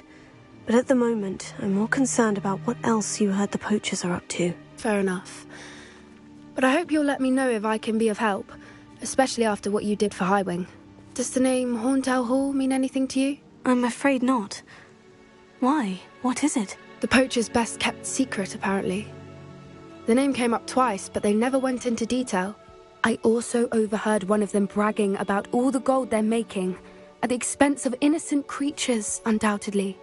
The poachers spoke of this area, and I thought if we searched around a bit, it might give us clues as to what they're doing. If you ever meet my Gran, this trip never happened.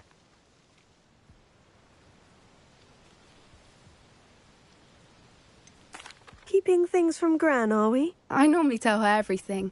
She might be my best friend after Highwing, but she knows how I feel about the poachers. I think she worries I'll do something ill-advised. Whatever gave her that idea? This way.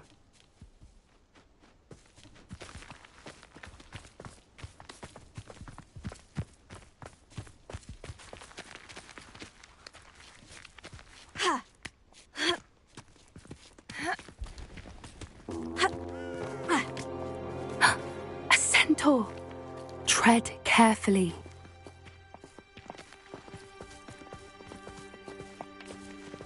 An entire castle to roam, yet you choose to wander here. Please, we don't want any trouble. We're simply passing through. Do you take us for fools? That we do not notice more and more of your kind around here, in league with the poachers? We aren't involved with them. If anything, we want to see them stopped. I hope for your sake that is true. Our kind is swiftly losing patience with the poachers and those they work with.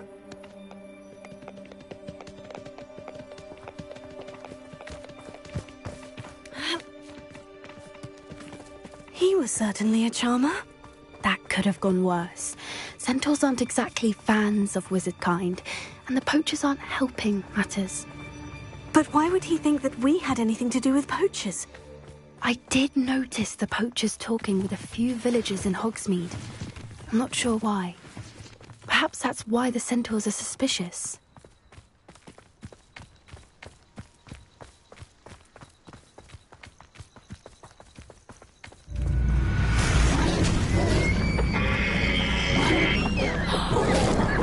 That's the third time I've seen a dugbog behave that violently. It seems that a lot of beasts have been more aggressive than usual lately. I've noticed that too. It's almost like there's something in the water.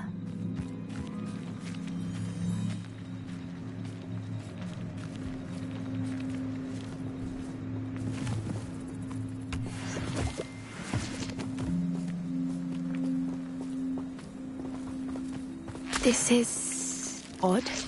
What is it? Not entirely sure, but look around. If the poachers were here, perhaps we can find out why. Revelio. Pelts. Poor beasts. Still smoking. They can't have been gone long.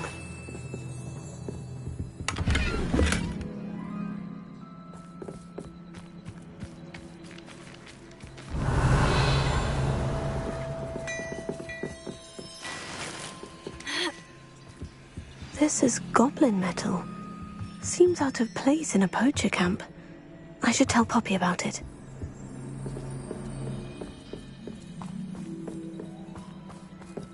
Why wouldn't they take their cages with them when they left? Anything interesting? Poachers were here, all sorts of evidence. But I found something else. It's goblin-made. I found goblin armor. Let's keep searching, but carefully. Merlin only knows what's going on here. I don't have a good feeling about this. How do goblin and poacher interests align?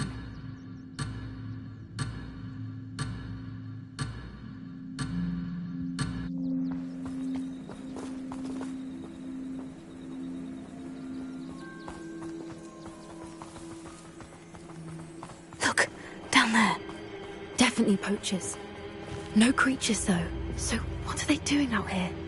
Let's take a closer look. They won't be happy to see us. Should we use disillusionment? Or perhaps a less discreet approach? Hard to say from up here.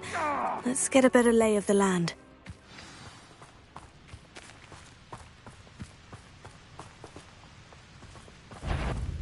Best thing in the world, fine.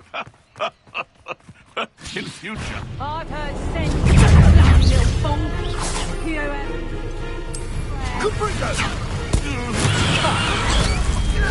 What have you done? Flipendo. What have you done?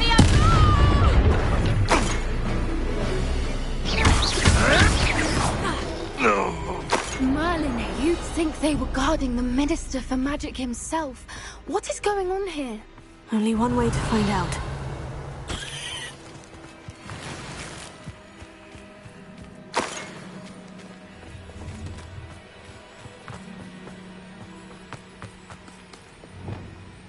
Reparo.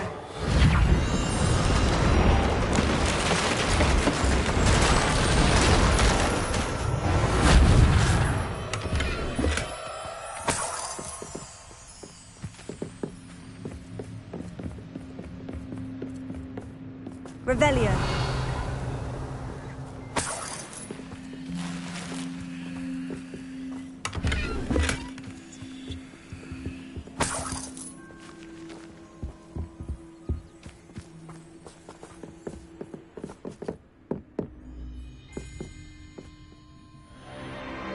What in Merlin's name? Are those dragons?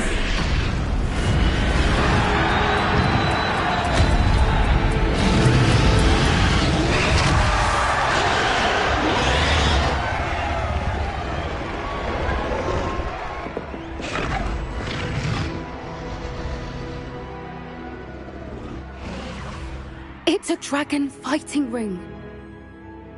This is Horntail Hall. The name makes sense now. And the secrecy. No wonder the poachers were in Hogsmeade so much. Likely taking bets and spreading the word, given how crowded it is here. How could they possibly enjoy this? The centaurs have every right to be disgusted with wizard kind. There must be more dragons here. The poachers are far too greedy to run a fighting ring with only 2 dragons. We should take advantage of most eyes being on the fight and look around. But be discreet. You especially can't afford to be spotted.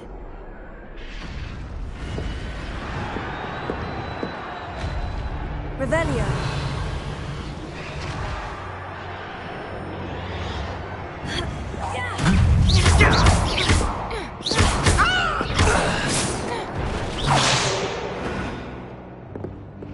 Revelio.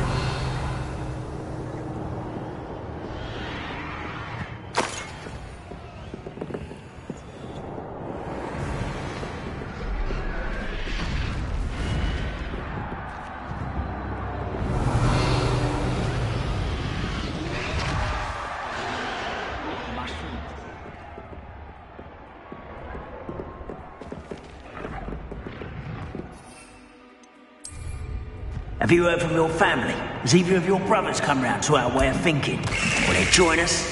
Nah, they say we go too far.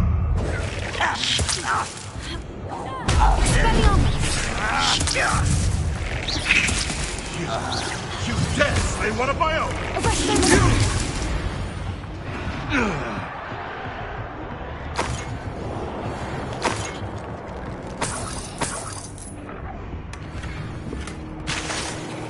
Revelio.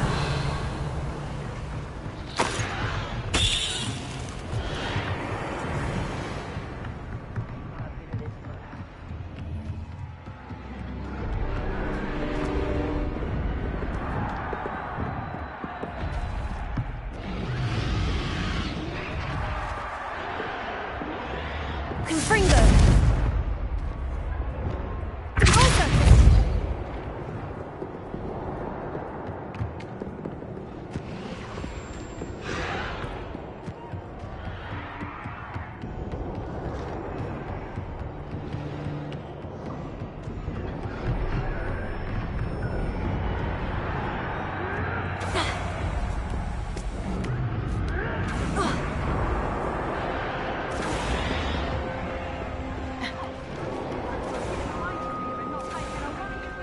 Revelio.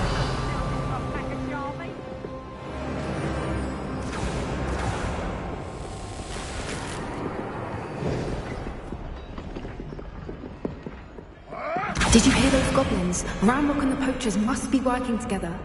Poppy, something's going on behind you. What's going on down there?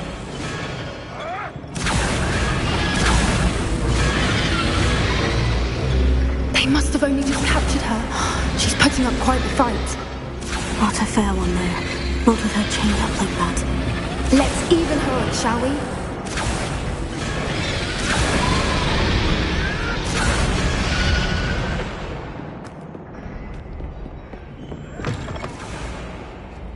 Revelio. They've got a dragon egg. Hebridean from the looks of it. Can't leave it here, not with the plans they likely have for it.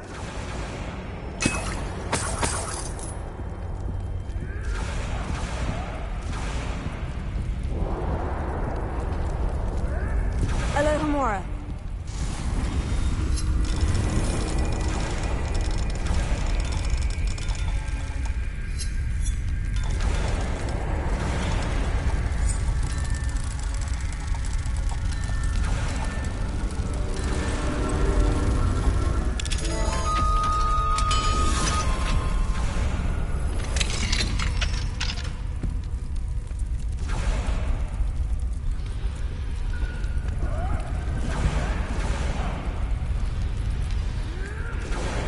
All right, I have the egg. Ready. The element of surprise will only buy us a few seconds. Let's make them count.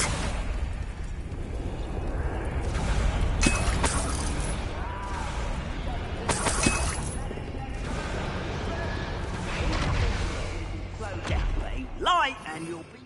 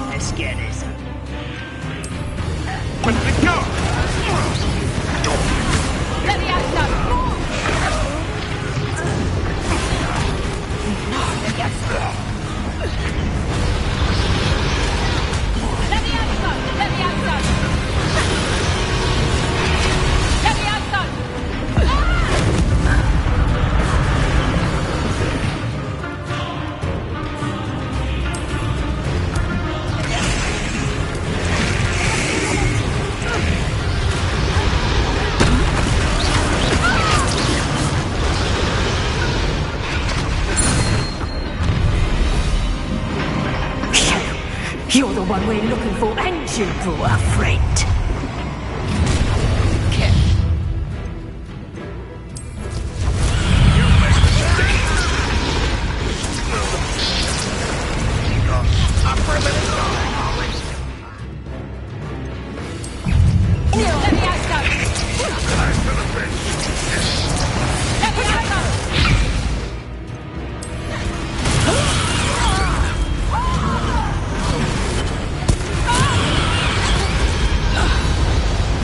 We don't have time. We need to free her now before more show up.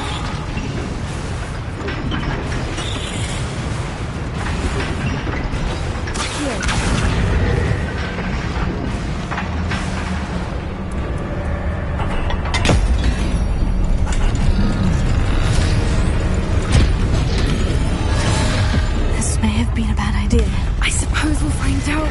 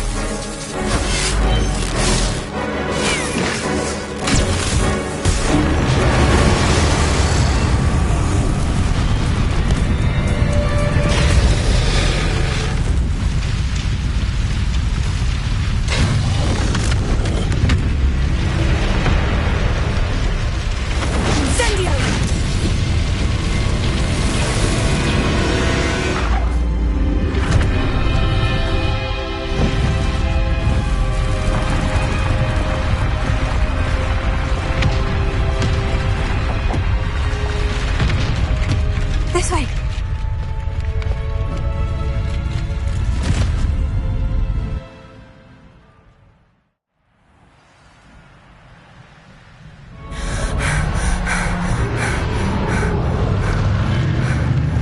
That was a Hebridean black. I'm guessing the egg we have belongs to that dragon. I don't think she knew they had her egg. She wouldn't have left without it. What now? She didn't exactly leave us a calling card. I don't know. Nothing about this day was expected. Not the goblins, and definitely not the fighting ring. The last thing I planned on was a dragon egg. And the poachers saw us, which cannot be good. Since the dragon we freed flew off, does that mean we get to keep the egg? I'd much rather we have it than the poachers, at least for now. But I don't think we should keep it indefinitely. It'll be hard hiding something like this from Professor Weasley for long.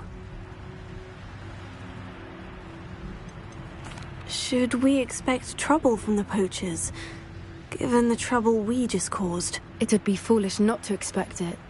They're not a forgiving lot. I'm sorry to say that you likely have a larger target on your back now because of what we just did. We aren't helping ourselves standing here. Let's get to safety. We can sort this out later. You're right. If there's anything the poachers are good at, it's tracking their prey. And right now, we're it. Be careful, won't you? I shall see you back at the castle.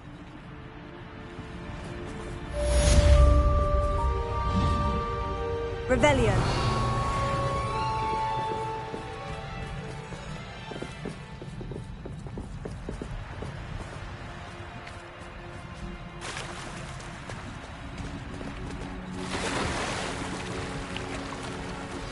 It's time you learned the transformation spell.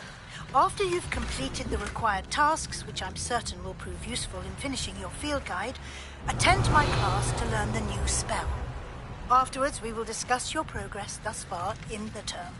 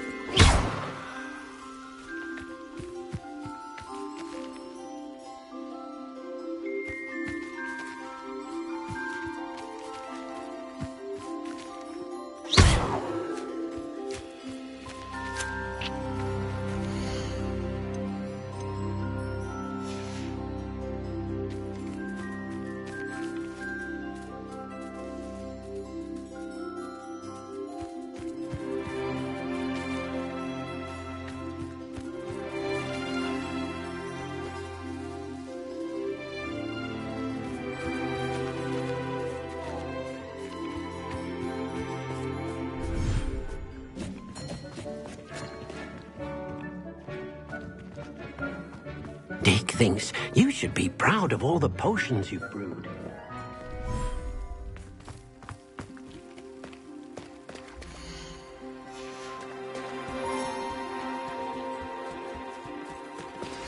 My mother would like to speak with me. I believe she has learned about some of what we've been up to. I'm hoping she may be easier on me if you are there. Can we meet at the Three Broomsticks? It may finally be safe since we rescued the dragon from Horntail Hall.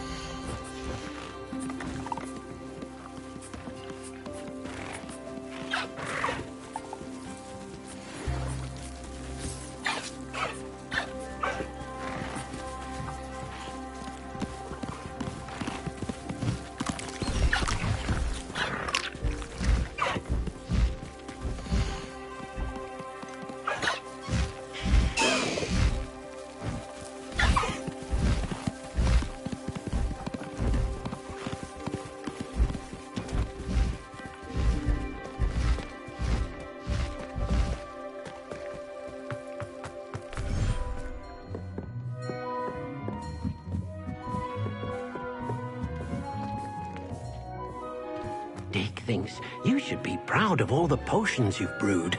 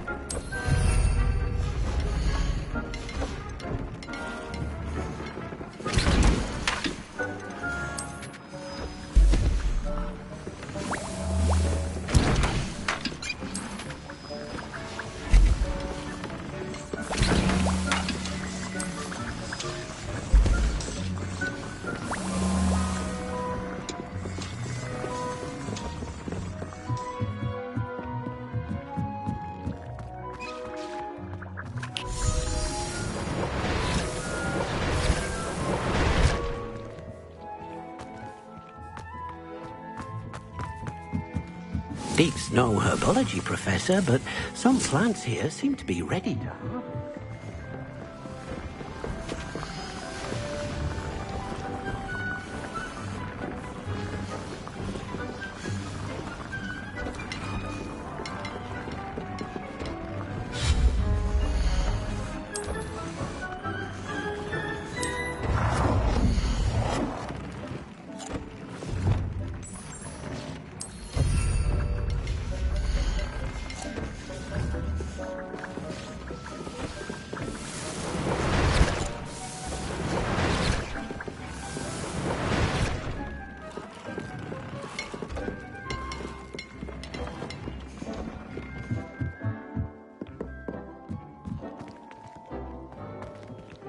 Dick thinks you should be proud of all the potions you've brewed.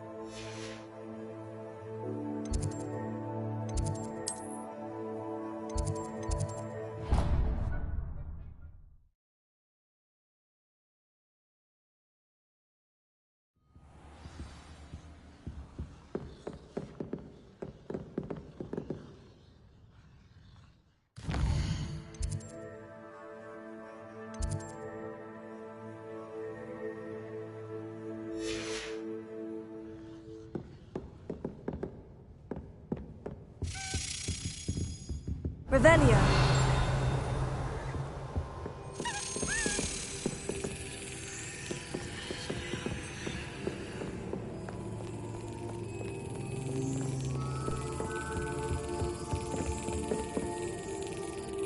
Perhaps the book Professor Weasley wants me to get is upstairs.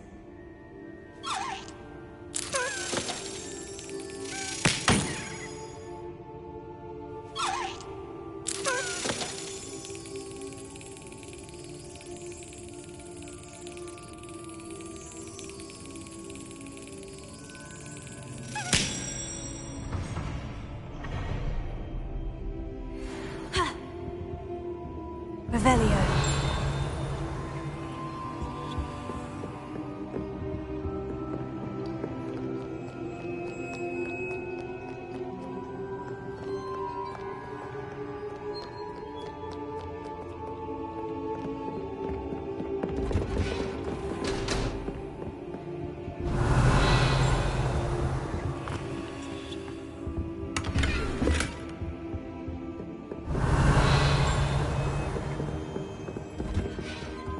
Revelio.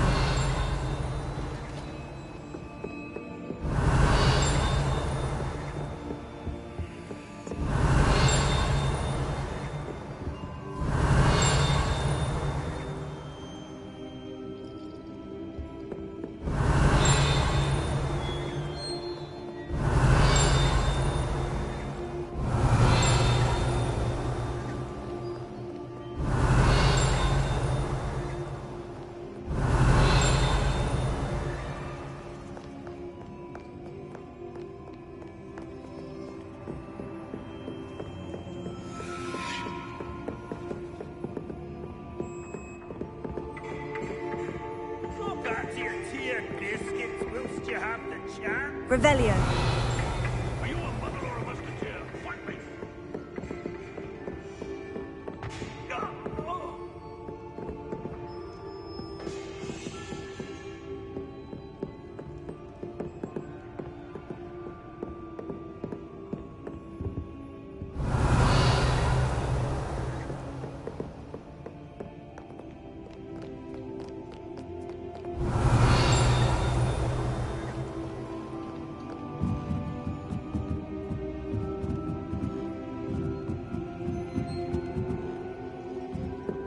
Revelio.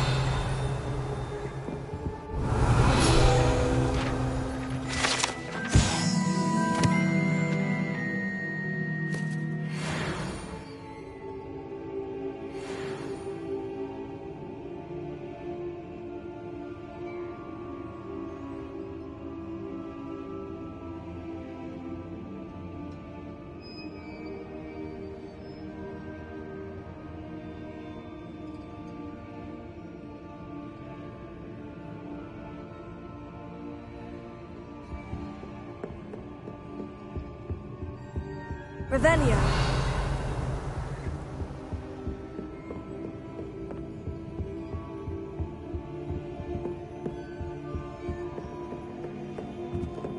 That book Professor Weasley asked me to find should be around here somewhere. Looking for the book Intermediate Transfiguration? Professor Weasley asked me to, get something from that book. May I have it? Did she now? I'll give you this book if you humour me by answering a few questions from my quiz. Quiz? Some people call bits of knowledge trivia. I would argue that no knowledge is trivial. Hence, I have created a small quiz, just for fun, focusing mainly on the lore of the wizarding world. None of the other students will try it, no matter how many times I ask. They all say they have enough with schoolwork. Ugh, they don't value knowledge the way I do. Surely you're interested. I'll even start you off with a few of my easiest questions. If that's the only way I can convince you to give me that book, then let's get it over with. Splendid! Just a few questions, and then I'll hand over this book. Let us begin. Before the invention of the golden snitch, which magical creature was used in a game of Quidditch? The golden snidget. Correct! The snidget was first introduced to Quidditch in 1269 by a wizard named Barbarous Bragg. Sadly, they're thought to be extinct. Next question. Which potion is commonly referred to as liquid luck? Felix Felicis. Well done! Since it makes the drinker temporarily lucky, Felix Felicis is a banned substance in all organised competitions. The tale of the three brothers involves which magical artifacts? The Deathly Hallows. Correct! According to Beedle the Bard, the Deathly Hallows consists of the Elder Wand, the Resurrection Stone, and the Cloak of Invisibility. Which ball in Quidditch is the largest? The Quaffle. That's right! When a chaser throws the quaffle through one of 3 hoops in a Quidditch match, their team is awarded 10 points. True or false? Polyjuice Potion allows the drinker to change species. False. Correct. While Polyjuice Potion can be used to change things such as age or race, it cannot be used to change species. Well, I suppose this has gone on long enough. I'll put the book back on the pedestal now. If you're inclined to test your knowledge again, I have plenty more questions I could ask you. And I won't be giving you any more easy questions either. The next ones will be more difficult. I'd like to answer more questions. What governmental body directly preceded the Ministry of Magic? The Wizards' Council. That's correct. The Wizards' Council disbanded in 1707 after the creation of the International Statute of Wizarding Secrecy, which required a more structured government to support its enforcement. Which dragon breed is the smallest?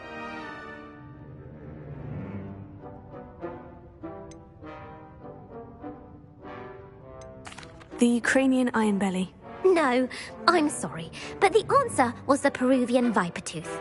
Though the Vipertooth is the smallest breed, averaging at around 15 feet in length, it is also the fastest breed and feared for its venomous fangs. Who founded the village of Hogsmeade? Hengist of Woodcroft. That's right! It is believed that Hengist used the Three Broomsticks Inn as his home. The hide-behind was accidentally created by crossbreeding a ghoul with what other magical creature? A demiguise. Yes! While the hide-behind has the power of invisibility, those who have seen it have described it as a tall, thin monkey with silver hair. What is the only spell known to repel a letherfold?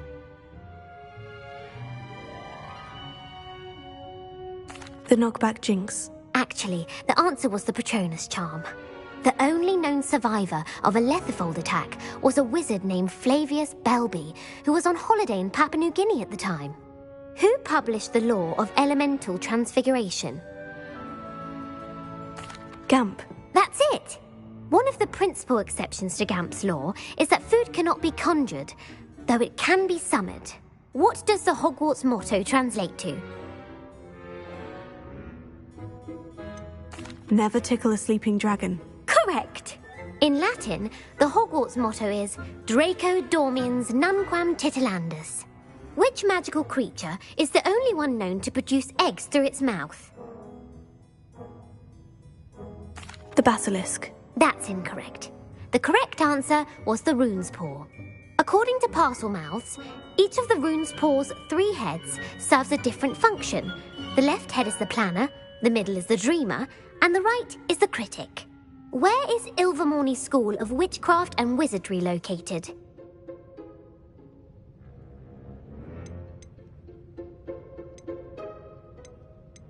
The Pyrenees. No, Ilvermorny is actually located on Mount Greylock.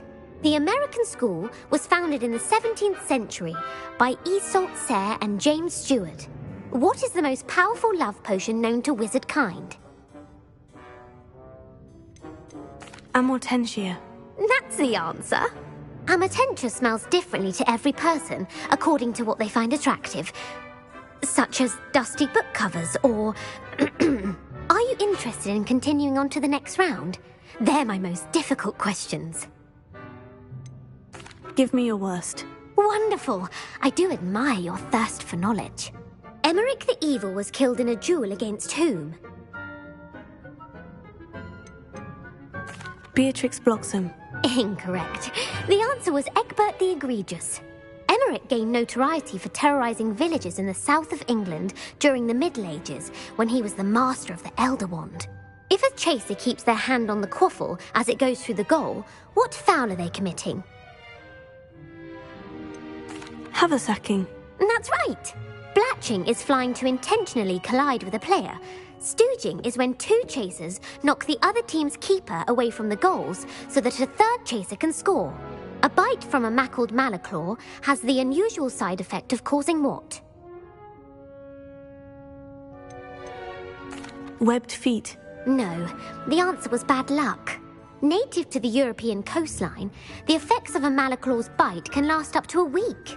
What plant excretes stink sap? Mimblus Mimbletonia. Correct! The Mimblus Mimbletonia plant secretes stink sap as a defensive mechanism when touched. The pepper-up potion evolved from a remedy created by which 12th century wizard? Linfred of Stinchcombe.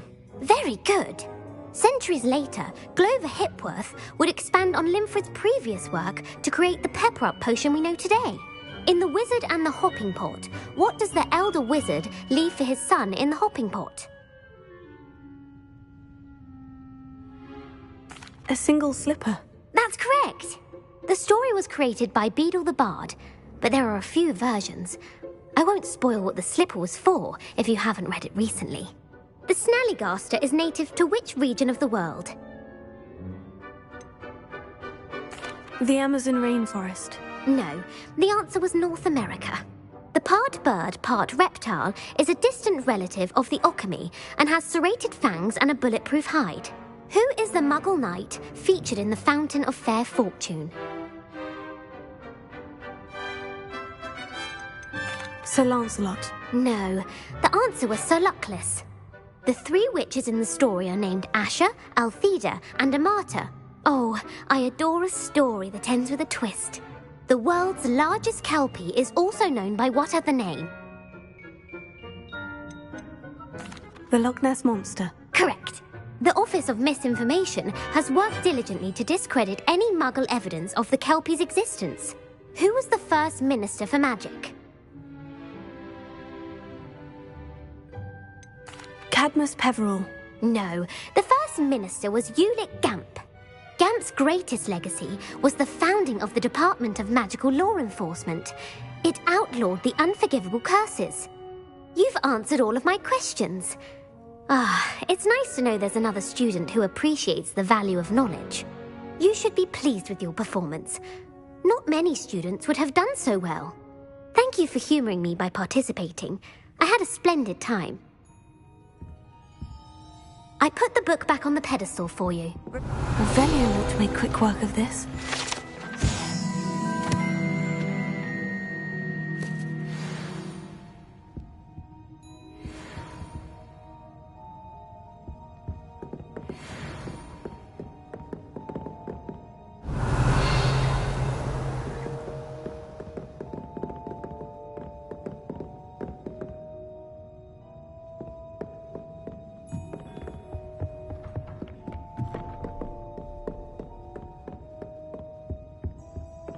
Revelio.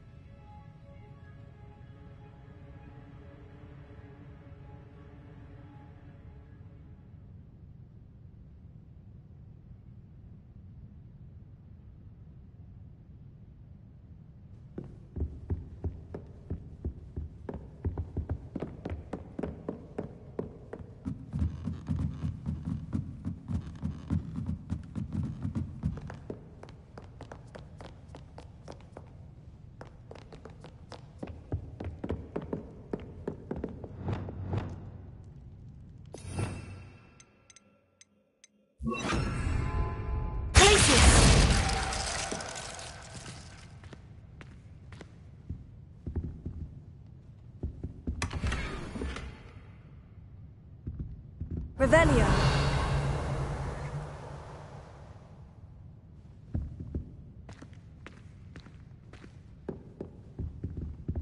Incendio.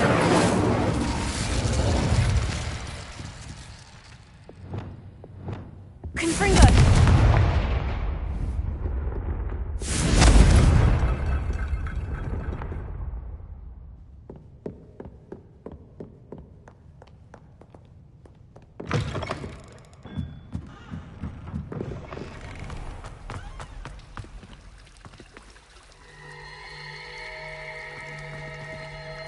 Revelio.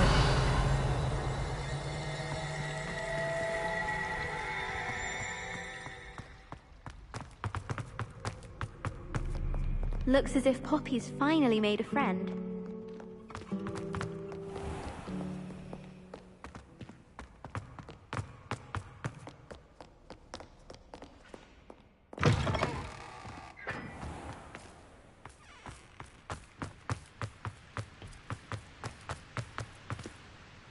Revelio.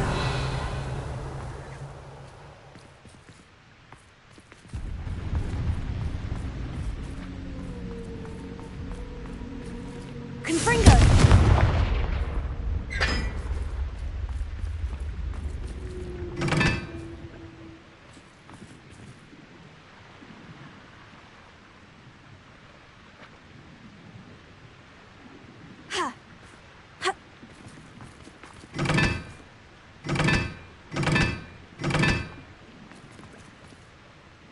Lumos.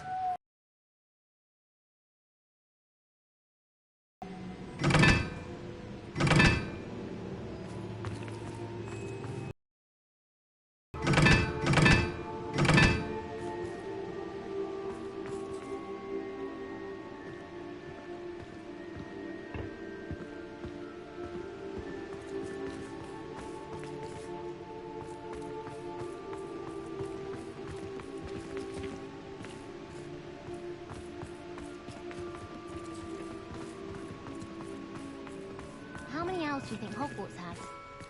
Hogwarts must have hundreds of owls in the owlry. Wonder there's... Confringo! It's always so exciting.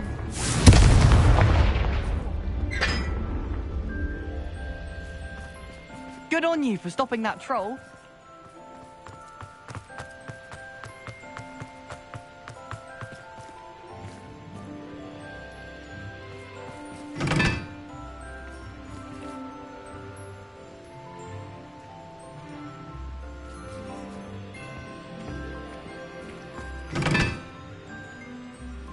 Lumos.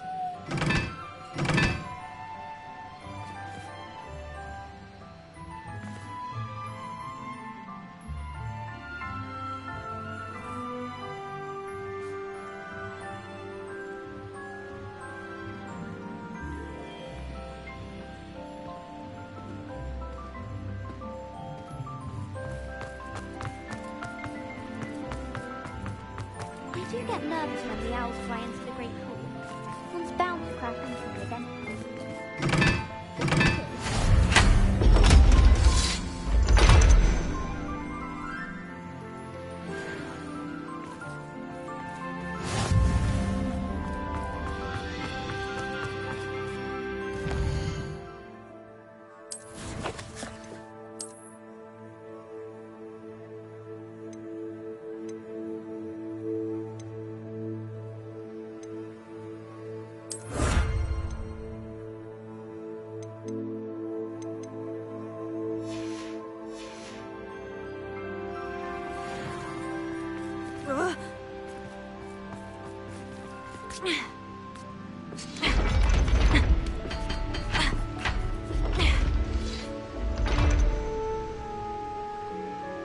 Revelio.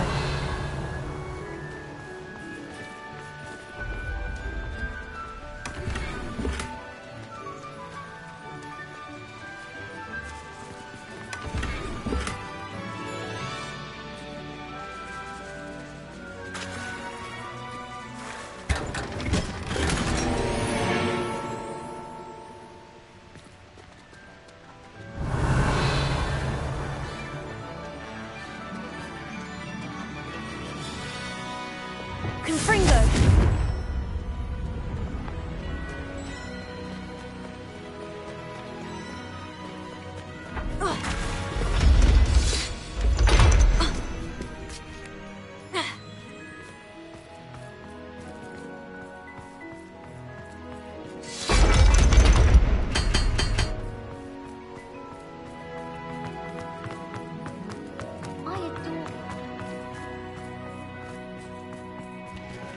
Revelio.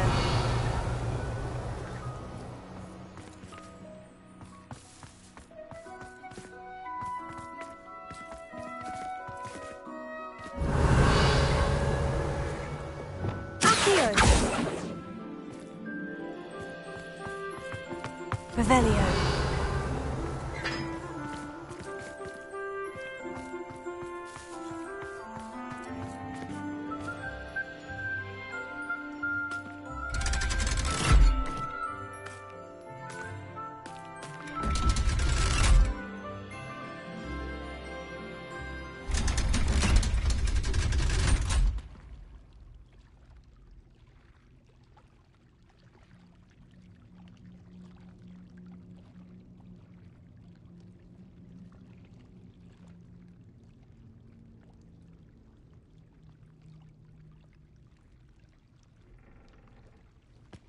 So this is the underground harbor.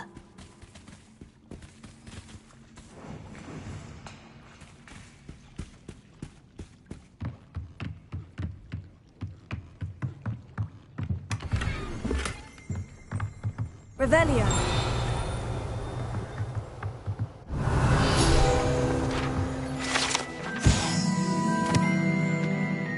Professor Weasley's tasks are complete. I should attend Transfiguration.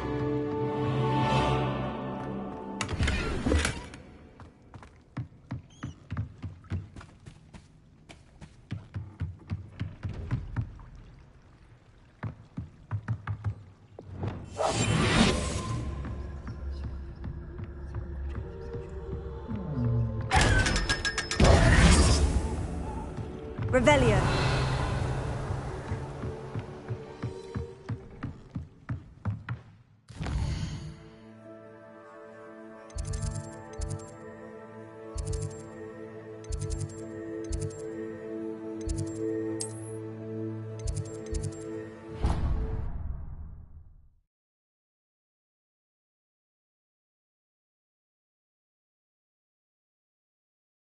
Not sure why I should have to pay for fizzing whiz-bees from a tunnel. I heard Professor Weasley transfigured the book with all her test answers into an owl to stop students from cheating.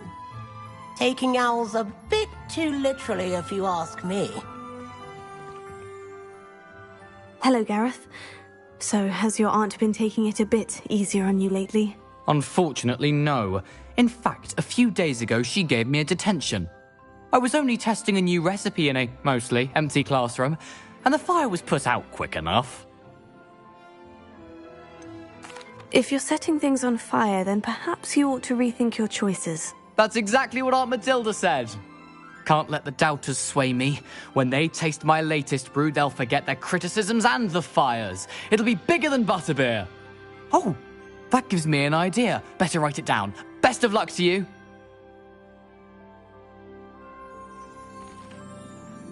Thank you again for retrieving that Murmish artifact for me. Fascinating. Truly fascinating.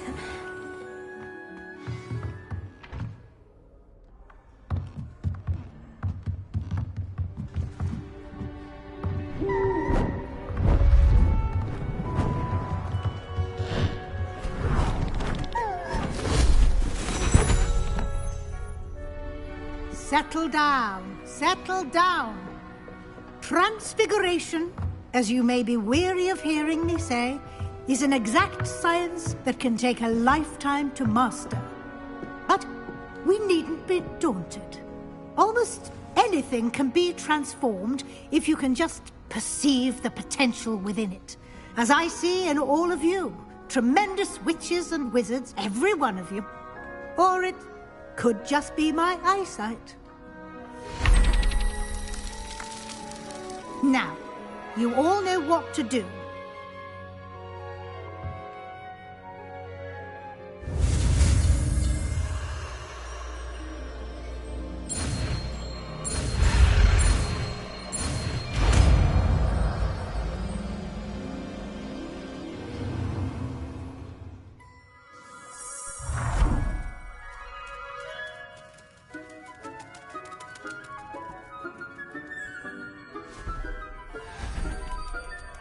Beautifully done.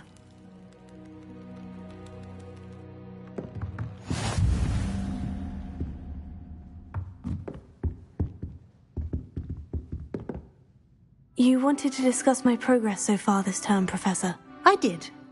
You seem to have had no trouble in getting up to speed. And frankly, excelling in your schoolwork this year. Thank you, Professor. The extra assignments have been helpful. As I suspected they would be. Now, it seems you've been making good use of the opportunities presented by your field guide. Of course, the guide isn't the only measure of success. I've heard that you were able to grow a venomous tentacula. Growing such a magical plant is an accomplishment of which you can be quite proud. Thank you, Professor. I will say I'm especially impressed with all you've accomplished in light of the rumors of your extracurricular activities. Was your visit to the kitchens and the Hogsmeade graveyard with Nick to bribe a ghost for information, connected in any way to Professor Fig? Professor Fig has encouraged me to explore when I can, in an effort to complete my field guide. I see. I admire your penchant for learning, but do remember that your classwork and field guide are designed to educate you thoroughly. It'll be the end of the year in no time, and you'll want to be well prepared for your OWLs. I'll provide a final assessment at that time to ensure that you're ready for your exams. Until then, well done. You are dismissed.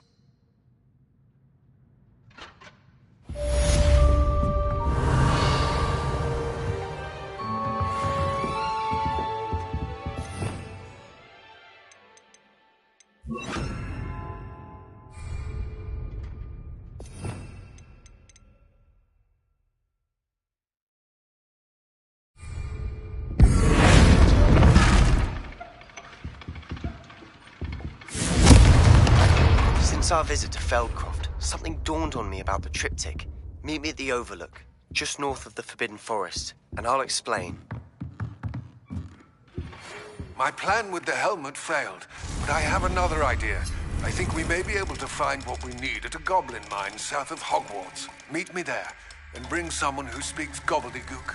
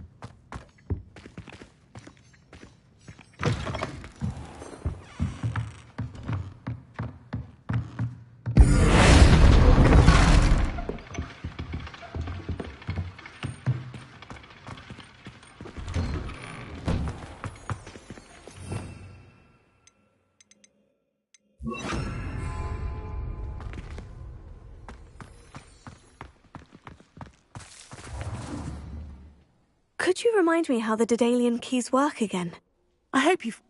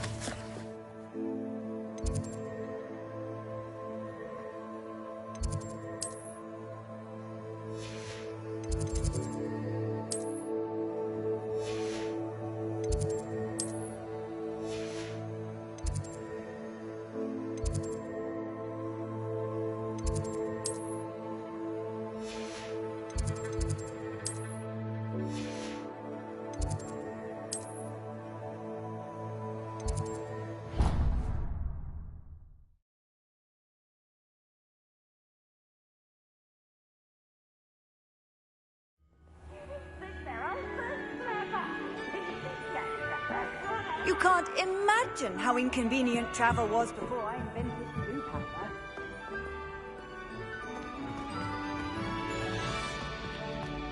So frustrating. You wanted to speak with me, Mother? I had hoped to speak with you alone, Natsai. Your message mentions your concern about an unusual creature that was spotted in the woods near Hogsmeade. That could have been anything. You know what it was, Natsai. I am allowed to leave the castle. I am always careful, Mother. Careful? Officer Singer disagrees. She sent me an owl telling me that you have been trying to collect evidence of some kind against dark wizards. She berated me for not keeping a closer eye on you, and she is right. I do not want you visiting Hogsmeade for the near future. But Mother! My little gazelle, you are well-intentioned, but you must not meddle in the affairs of dangerous people. If someone had meddled in Matabeleland, Father would still be with us. I must get to class.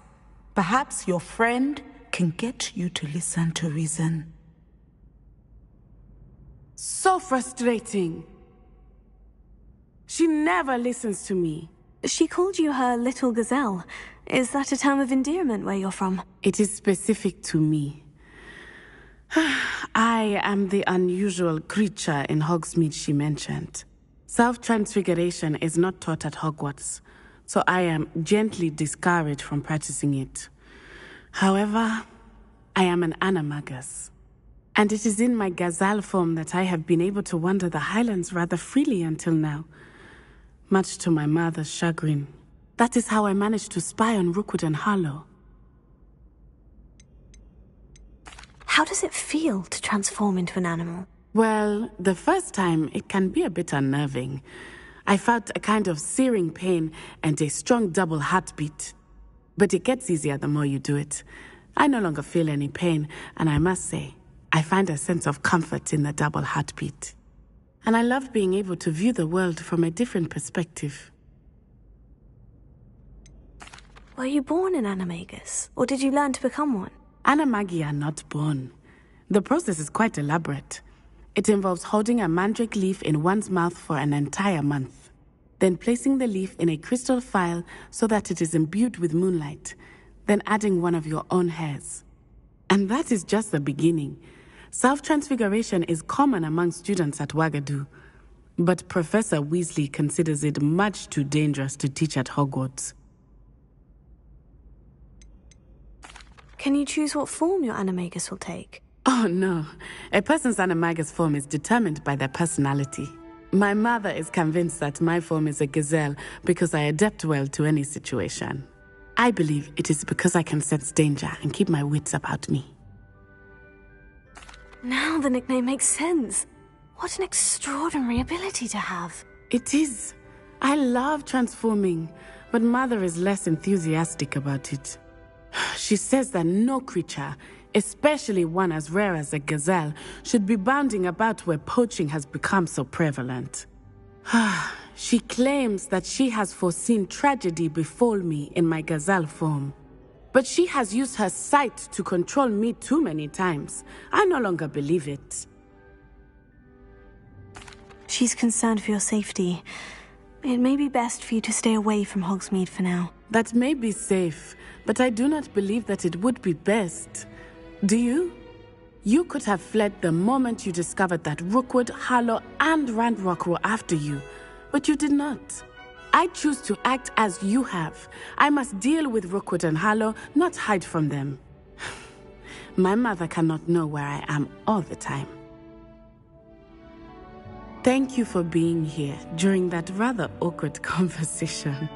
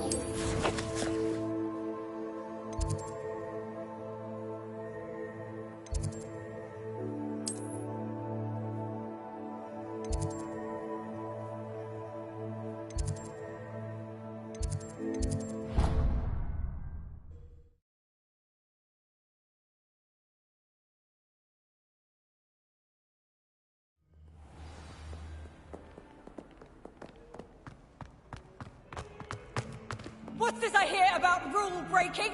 You're at school to learn, not to frolic around like a... like a muggle! Learn to behave yourself, or it will be worse than howlers for you!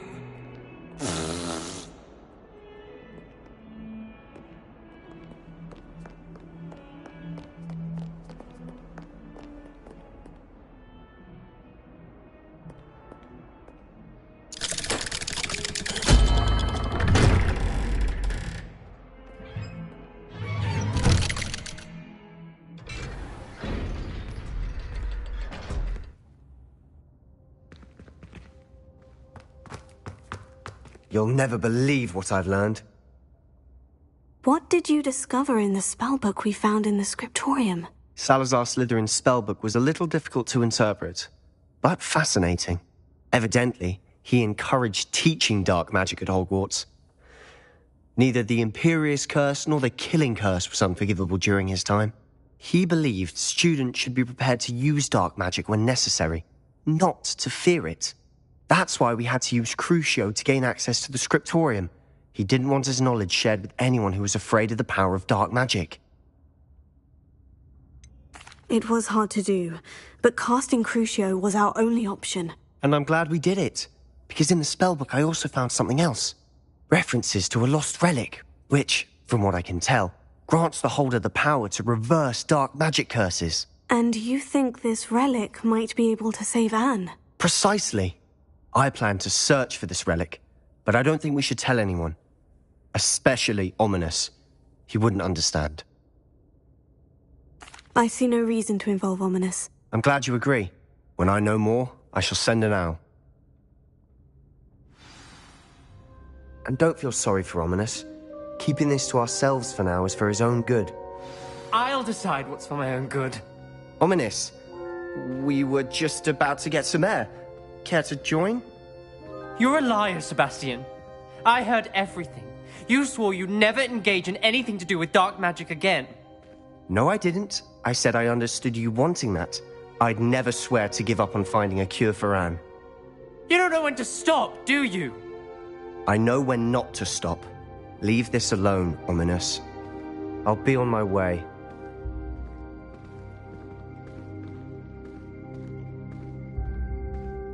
I am not letting this go.